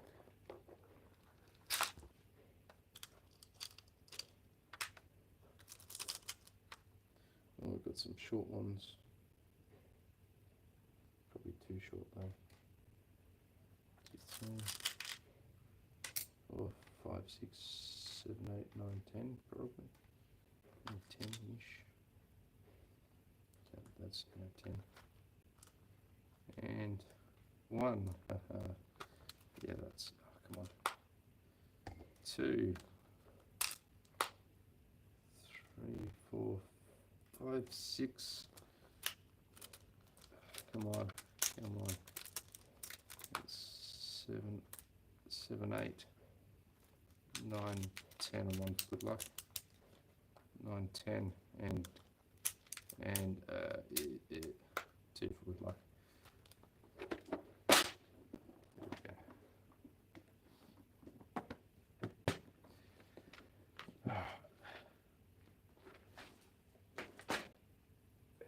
Now let's see, I should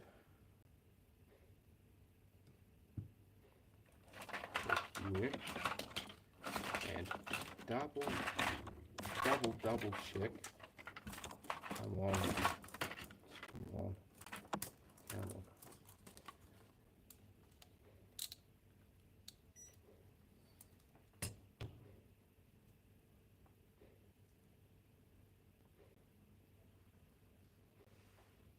Going to double check that this pin here connects to the case. Yes, yes it does. Q. Yeah. Yeah. Okay.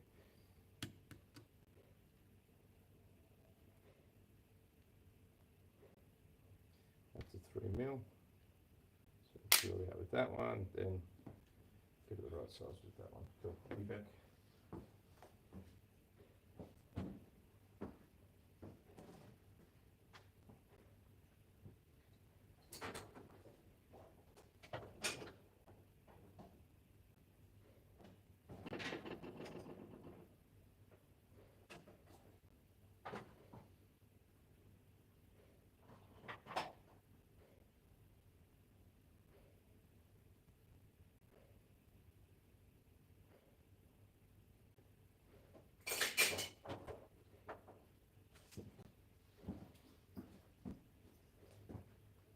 Yeah, before I go to the vise, I'm just going to pick. I could use the Dremel even. Just going to pick out where I'm drilling, because the lighting here is a bit better than over there.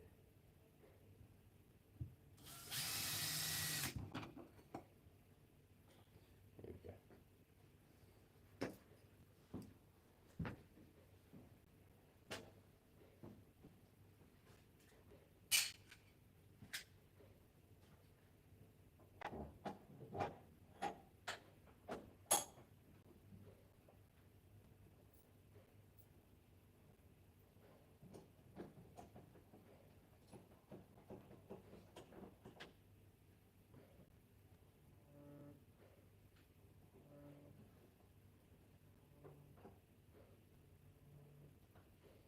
I'm getting a call. I'll answer that in a sec.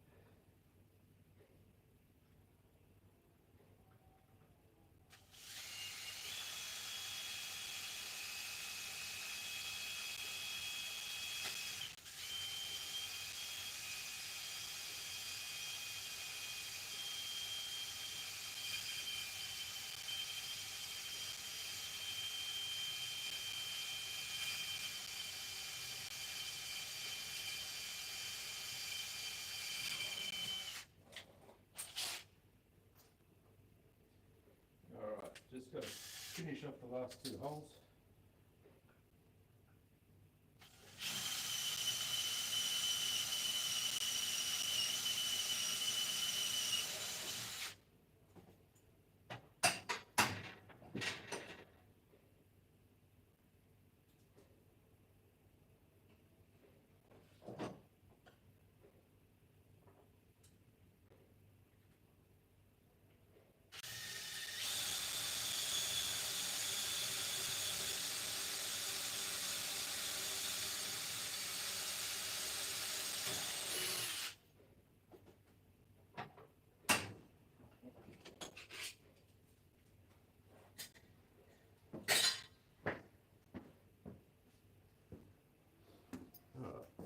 Back.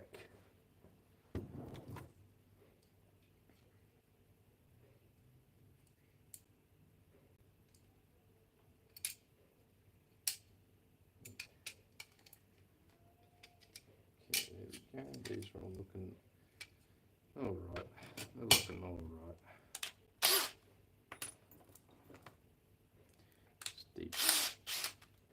Got deep burn real quick.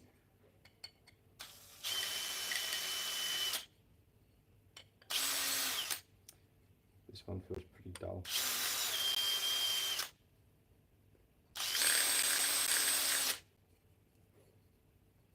No, that'll do.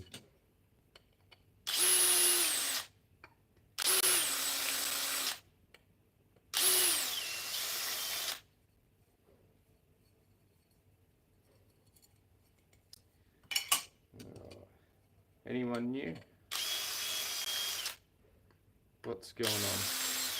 I've got the chat up so I can respond to any messages that I put in. 1, 2, 3. Have I already done most of the day?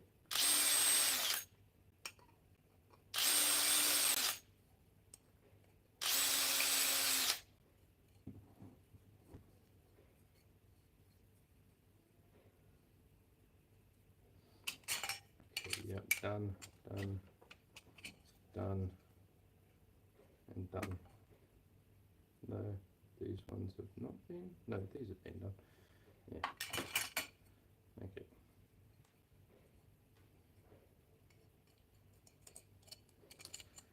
Yeah, I might, depending on what's going on, I might actually have to finish up the stream shortly, as I might have things going on with my friendlies and such. But I wanted to see how much I could get done on this. Get out of it.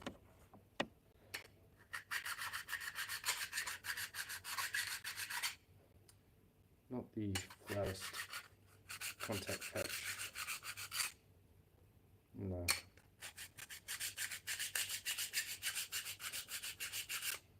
Assuming the file is flat too.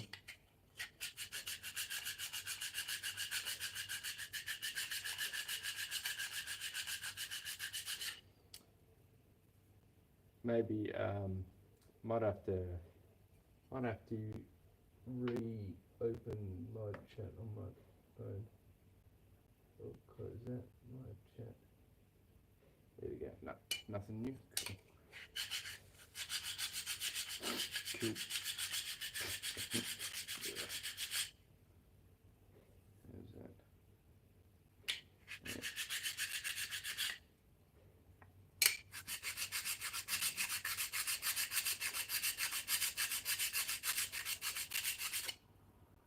Don't have to get it perfectly flat. Gonna use goose on it. Damn, why is that spot down here in particular so high?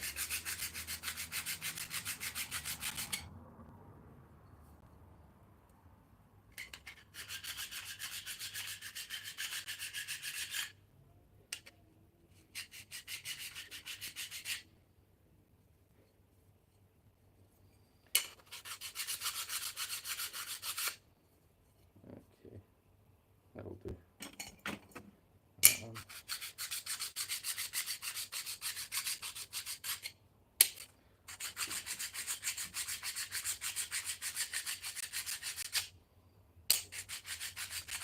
See, this glitter is not microplastics, so it's good for the environment.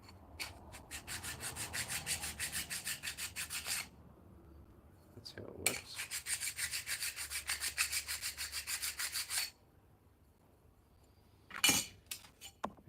Where's my stone? Where's my grindstone? My whetstone.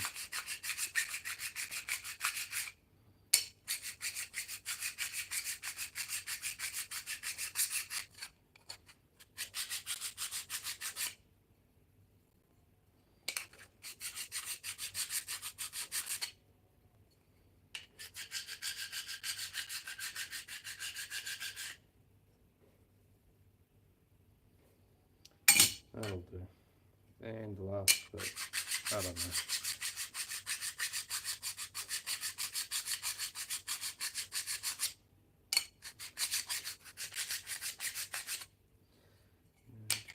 I don't know if it's the way I'm holding it or just the way that it was extruded, but it seems to always have a high spot there and there.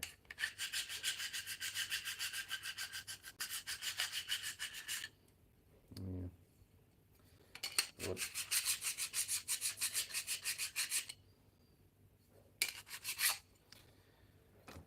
Okay.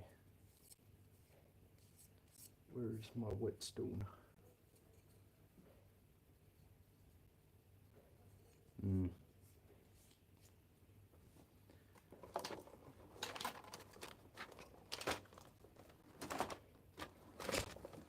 Hey, if you want a free shout out, comment, where is my whetstone? Where the hell is my whetstone? The number of times. The number of times. Yeah. The sheer, the number of the times. Okay. Just need some goop. Thermal goop. Conductive thermal goop. Oh, that's what I was going to drill a hole in all these to link them up. Probably do that too.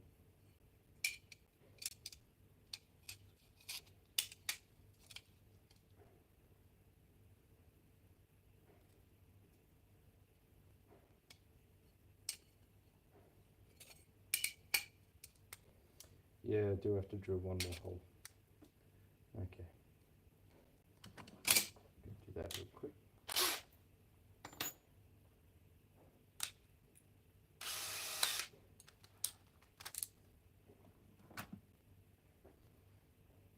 Yeah, probably both ends. 2 more holes. 2. Shut up, multimeter.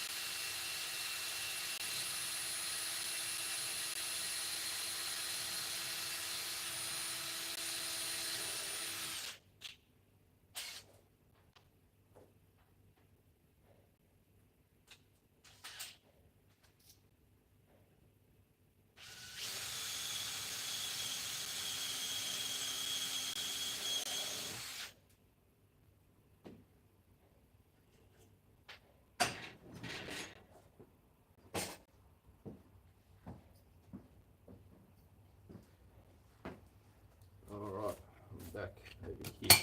How have I got so many viewers when I'm doing such little? I feel like 5's more than I deserve right now.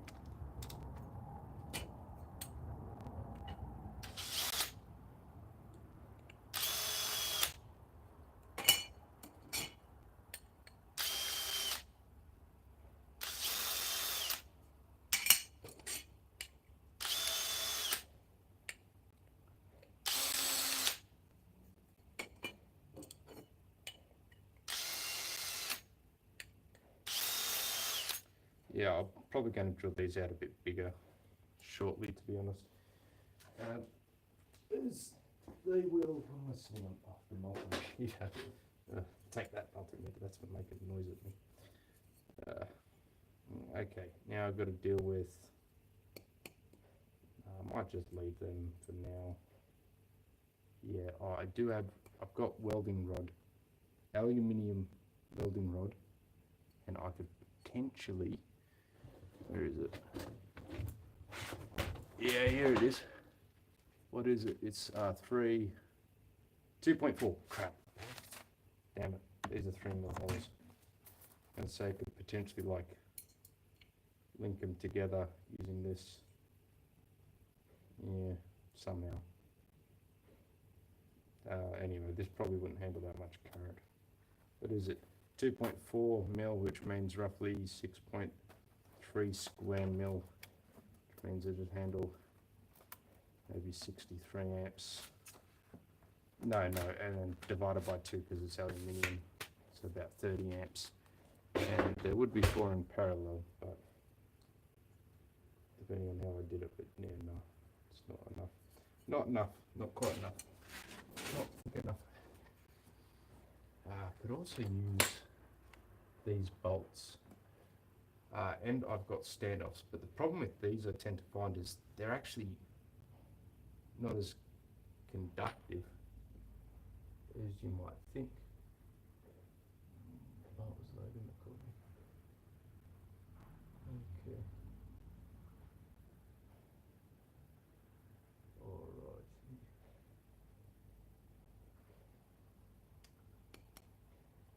Okay, so we'll put the chips in. This stuff feels quite light, kind of worried that it's dried up. I don't think I've left the lid off it, really. Eesh.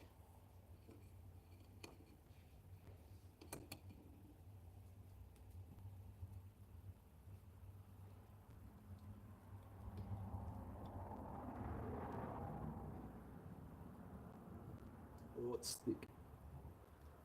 Oh, it's thick. Oh, God, is it thick. Oh, come on.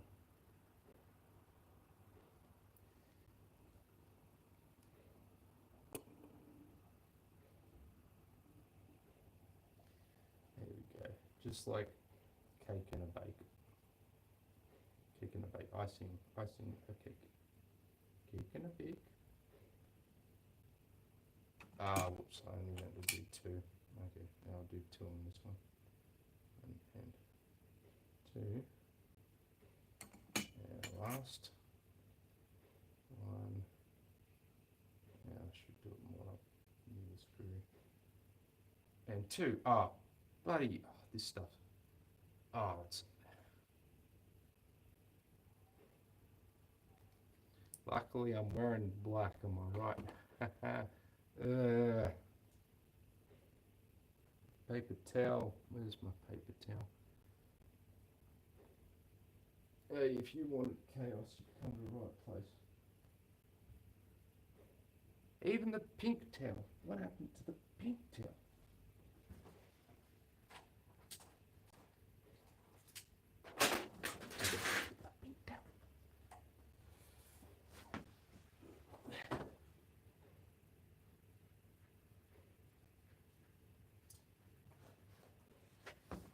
Alright, I've got it sorted. Nice and clean. And this should be fairly straightforward. How do I want to do it? Screw from the top or from the bottom? Mm.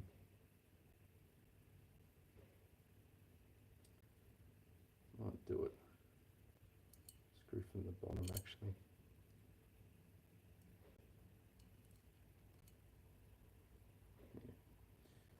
Yeah.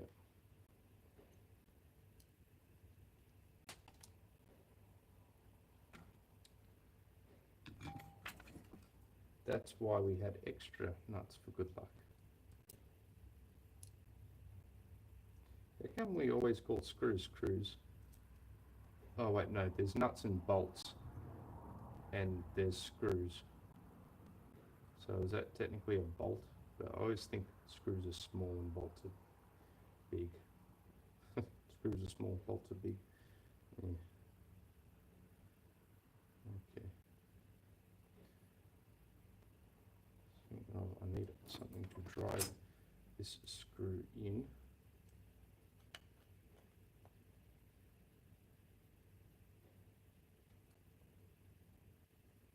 That'll do.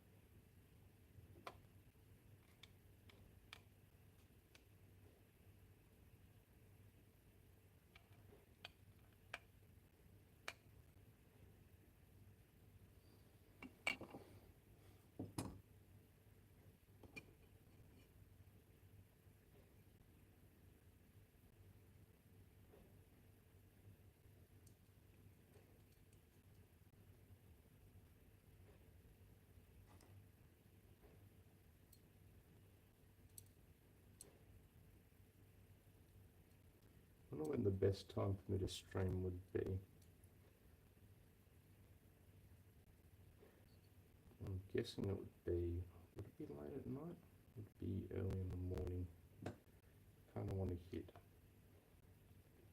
yeah, ideally Europe and US time, which doesn't line up great with Australian time. That said, I'm already nocturnal, but I do have uni courses early in the morning sometimes, so yeah.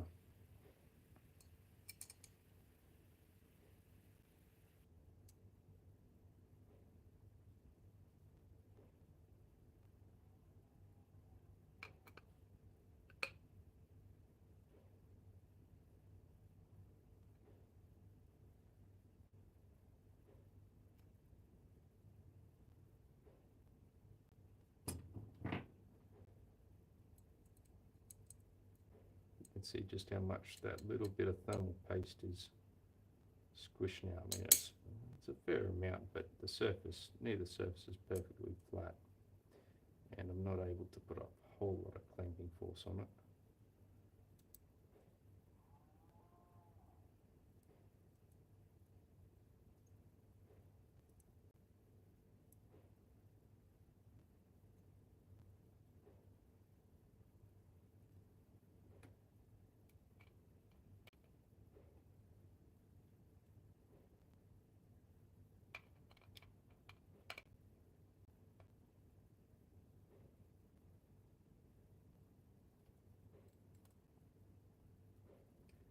Two. Oh crap, this is taking a little while.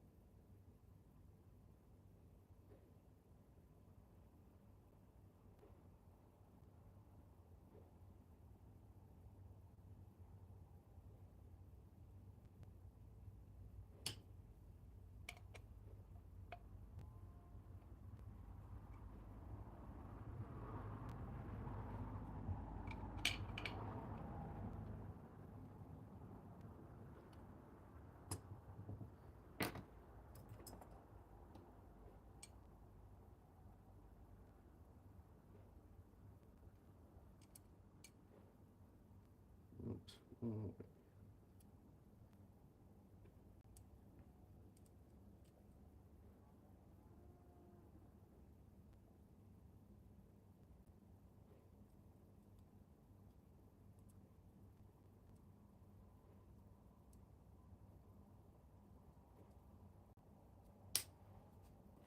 Okay, that was the second screw down. We've got 3 screws left and how many transistors? Hold up. 2, 3, 1, 2, 1, 2, 3. Okay.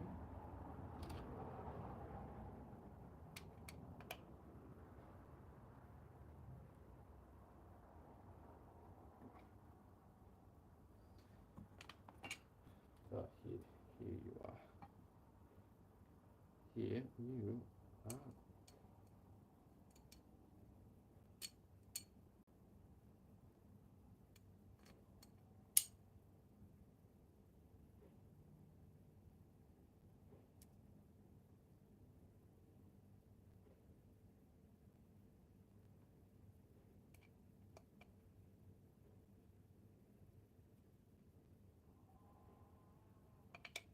Bloody cows, shut up.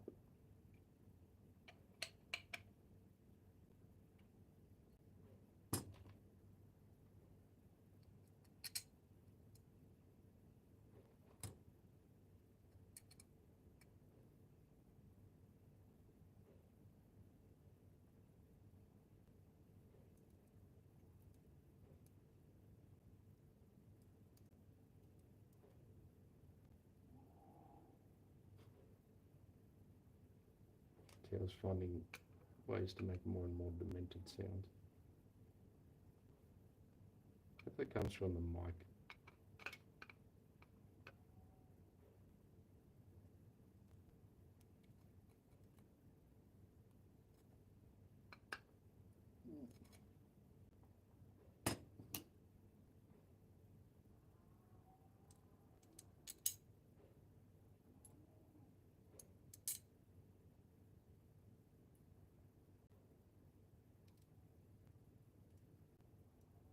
See, and that's why I took out the 2 extra screws, because now I can say it because they're all on. Pretty well expect to drop like 1 in 6. Or 1 in 7, because I got 14 out and I only needed 12. Yeah. Okay. Can't tell how well they're talked down, but yeah, it's all smooshed out, so it should be right. Let's see if they fit.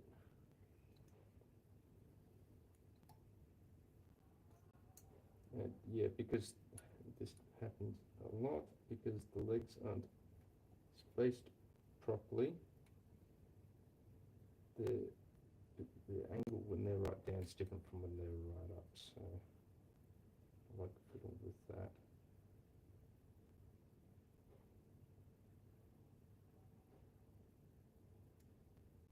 And I don't know if I want to snip off that third leg. If I bend it too much, it will break off. But I think I might just bend it up. And it's not touching that screw, but it's out of the way.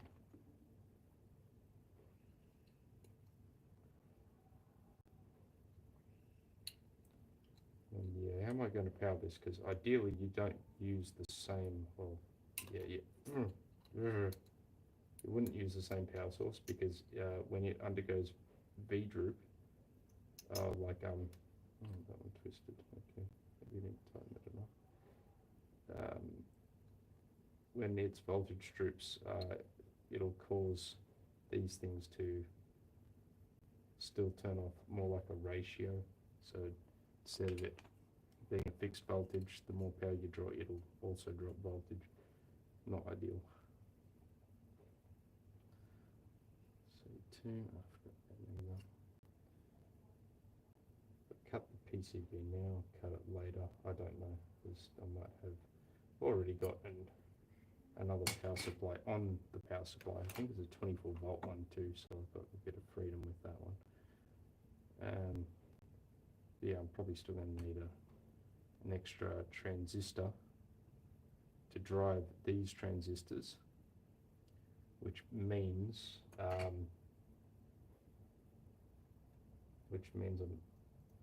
need fairly beefy, what do you call it? I mean, I'd need a bit more space on the PCB, and whether or not I do that on this PCB or another one. Could solder these now. I could, and I could cut it, or I could even mount the driver, or the chip I will use as the driver onto the heatsink.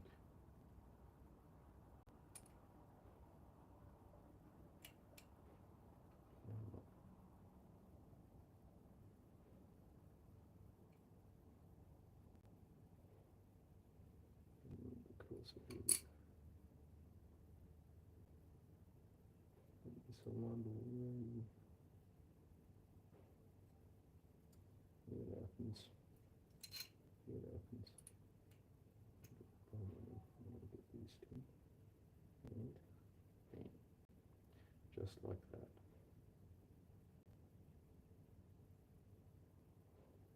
There we go. That looks pretty schmick, doesn't it? Look at that. Cool. Might get the whiteboard out in a sec for some planning. Depending on where the whiteboard marker is. Where is the whiteboard marker?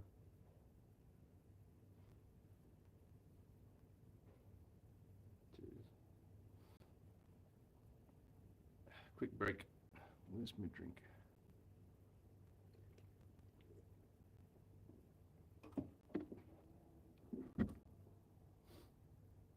Oh yeah, no, I can't see my own phone on the thing. That's good. So I'd prefer if I couldn't.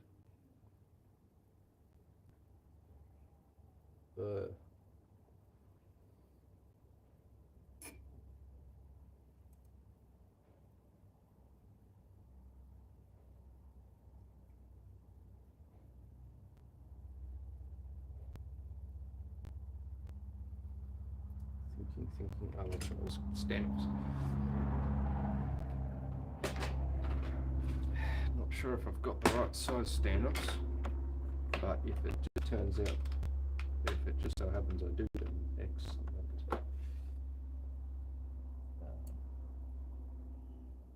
doesn't look like I do. No. Close. In fact, an extra nut might do it, and that'll like hold them all together. But I don't think these standoffs would conduct enough. Would be conductive enough. Yeah, maybe. No, definitely not. I do try to get brass standoffs when available. Yeah, let's see how this goes. So I need to like poke that through, at least hold the right distance between them.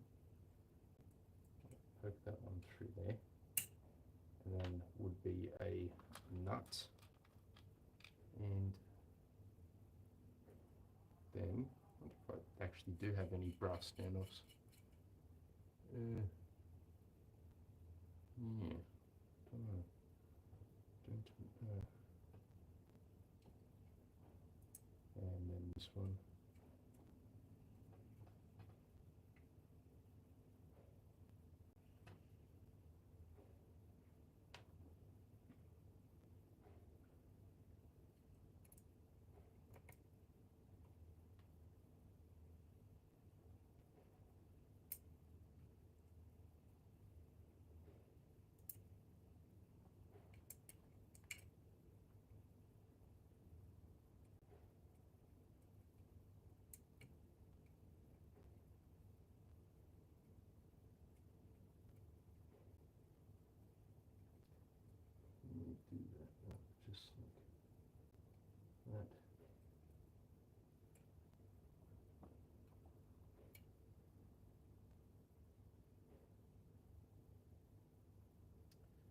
Yeah, okay, looks like if I just did that one up completely it would. Good spacing.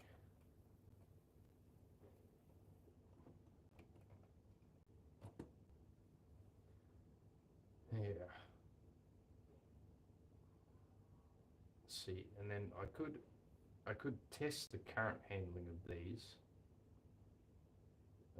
My expectation though is that well, they'd conduct their heat losses to the heatsink. So yeah. No, I wonder. No, that's not one. Hmm. Hmm. Hmm. Just thinking. No, that wouldn't really work. I'd need all thread. Yeah. Okay. Two of those. Two more in there. Or three and two. Yeah, no. Nah. Tuna.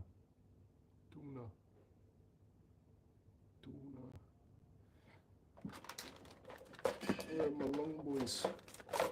Come on. Yeah. Here we go.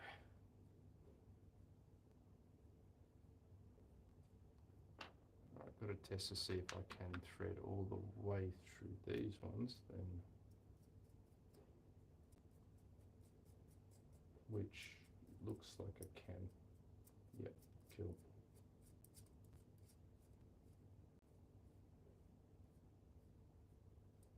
There's no way these can handle. But yeah, any resistive losses will hopefully go to the heatsink, and if they are significant, then I can literally measure the voltage between them and calculate the losses through them. But this one should only handle.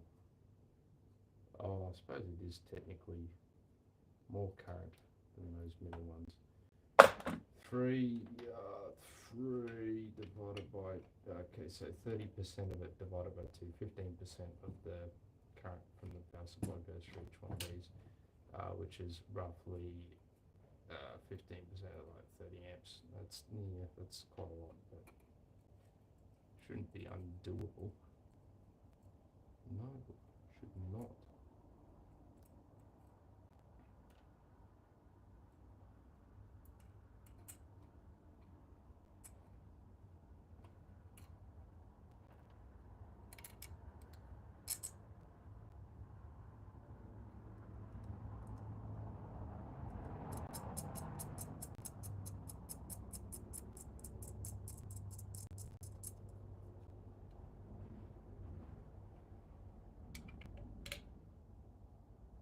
Oh yeah, haven't noticed music coming from the neighbours actually.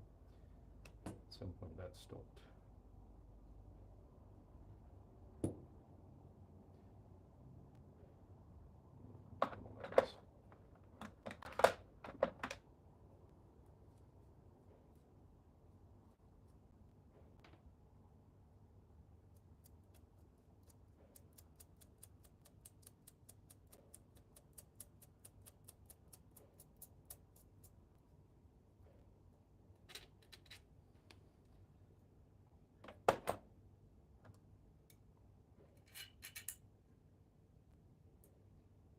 Yeah, I kind of wonder if I had ads on right now, if anyone's lurking, if I'd get like a passive income of 1 cent per hour or something.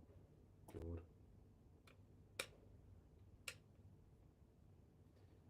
Yes, anyone new here?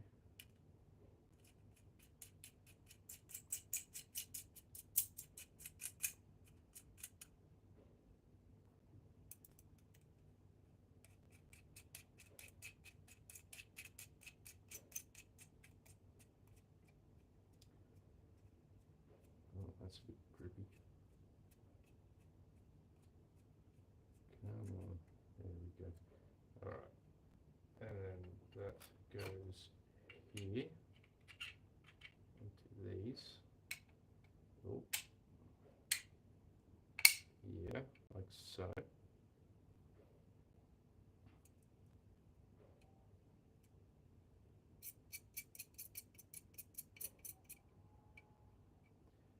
those on there. How good's the camera angle? Should I zoom it? I'd ideally have it more above me, facing down more. But yeah. Oh, it's going to be a nightmare to try to get all these pins in at the same time, isn't it? Ah, bugger. Okay. Yeah.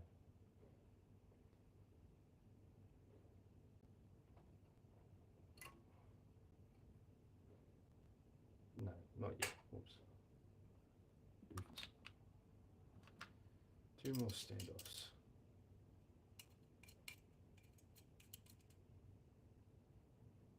Here and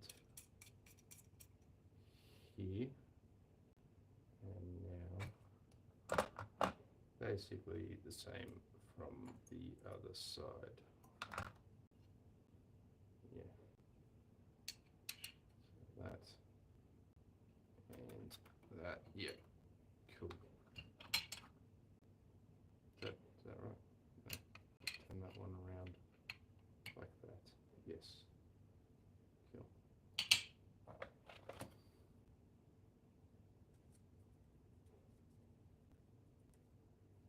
Oh, that's right. One advantage of doing live streams is you can have whatever music you want on, isn't it?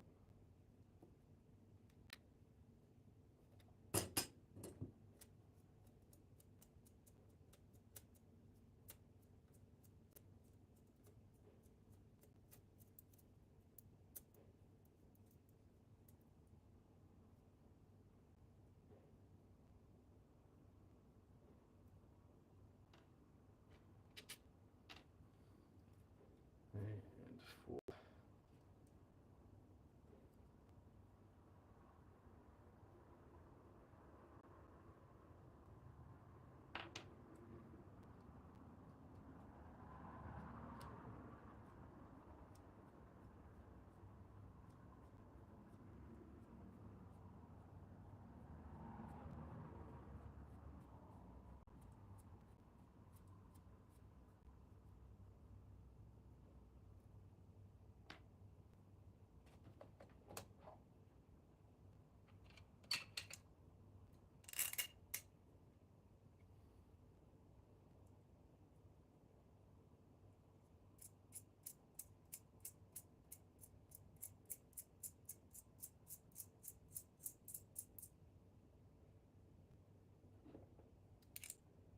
I feel like I need some chill background. What the heck happened to these? Why are these ones all knackered? Bloody angle pins. Why? How did that happen? You know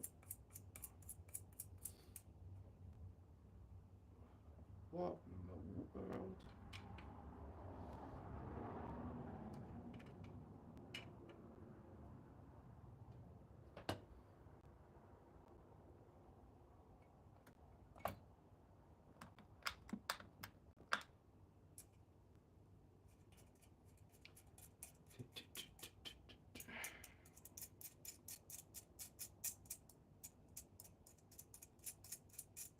See, I'm going to do all this effort to try to make it nice and proper, and then I'll go to test it and we'll have way too much.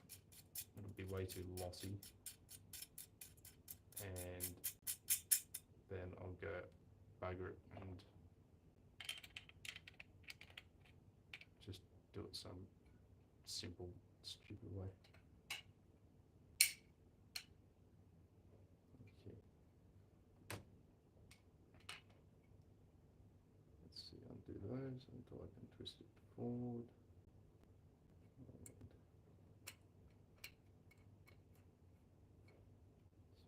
Do those. And hopefully there's enough depth in these standoffs to fit that bit of threaded rod. Well, not threaded rod, that bit of bolt or screw, whatever it is.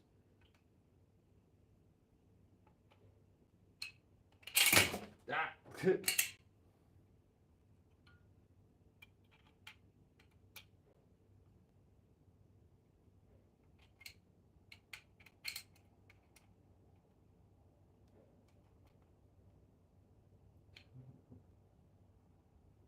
go. One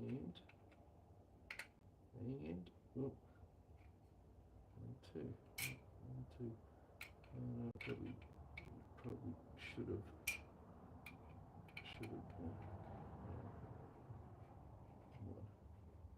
Come on, go in.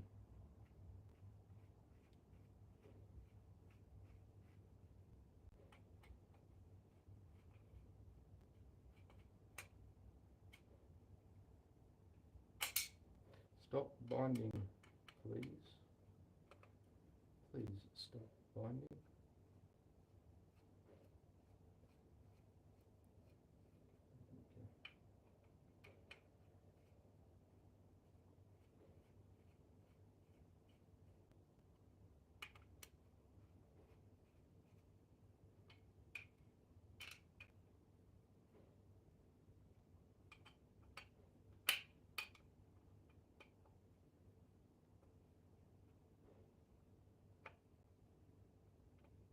There we go.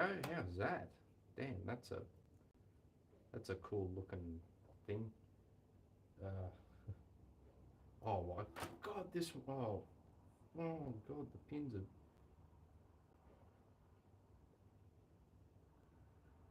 Take care of your pins. Take care of your pins, Dak. Do this stuff properly.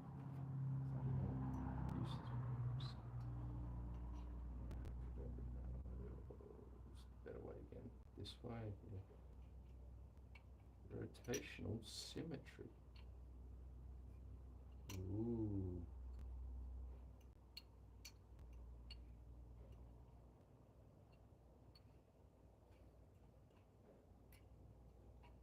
Come on. Why did I choose that? 20 legs that all have to go in simultaneously. Oh my God.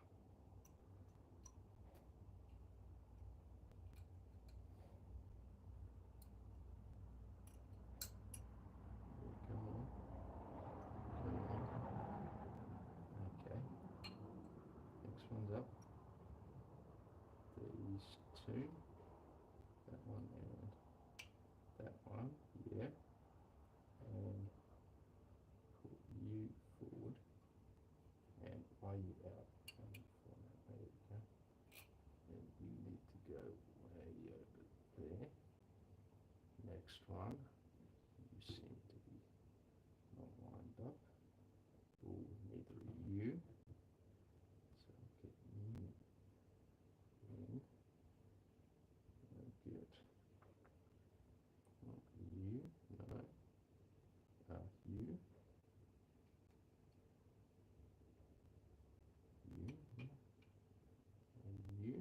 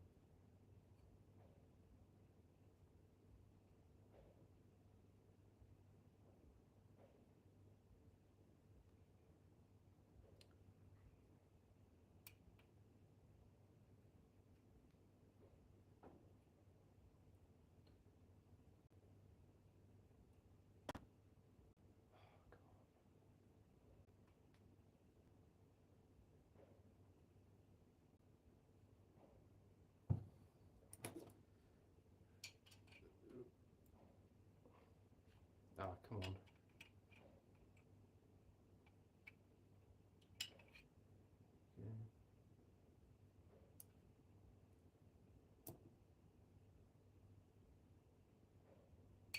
Ooh, ooh, ooh, ooh.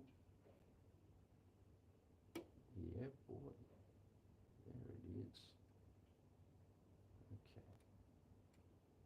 Okay, very nice. Very nice.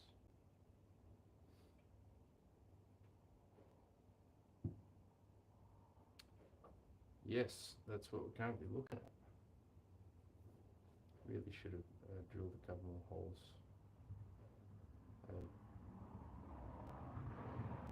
Well, can always add them later. But damn it, I'm such an idiot. So now what I'm going to have to almost do is solder all these in. So when I drill the next hole, is this, oh yeah, does this go to the battery, or I think it might, I think that's positive. Yeah, okay. Quick refresher. How did I wire up this mystery one? It was, yeah, this one was the base that had the emitter, which is connected to positive. Yeah, so the battery connects to this. Yeah, battery connects to that one. Base, collector, emitter. Yeah, okay, so the battery connects, or not the battery, the source of the positive of whatever DC source.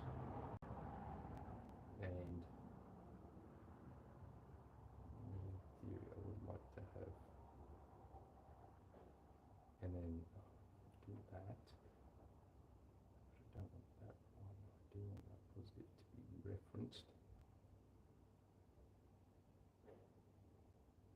Does it? Hang on. Let's see. Do I have the mark? Oh.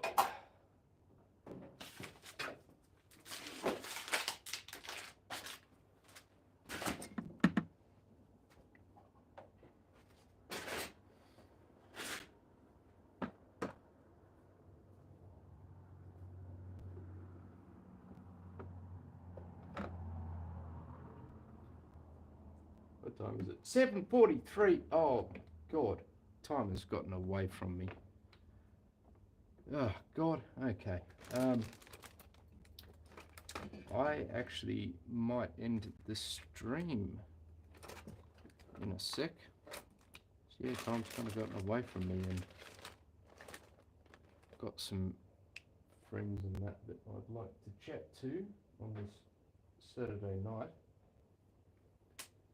We were maybe going to go out, but then sort of, yeah.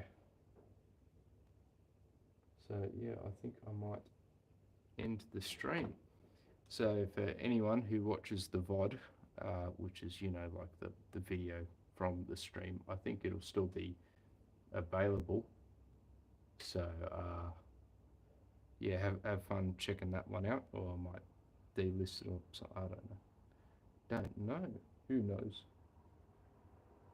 Not even I know. So nobody knows. Yeah, nobody knows. Okay. Thank you for watching, and I suppose I'll see you in the next stream around. This train is actually charged. Wow, it's warm. Yeah, 4 likes. Yeah. Cool. Actually, how much charge have you got? 14%. Okay. It's gone up 5% while on charge. That's insane. Alright. Yep. Goodbye, everyone.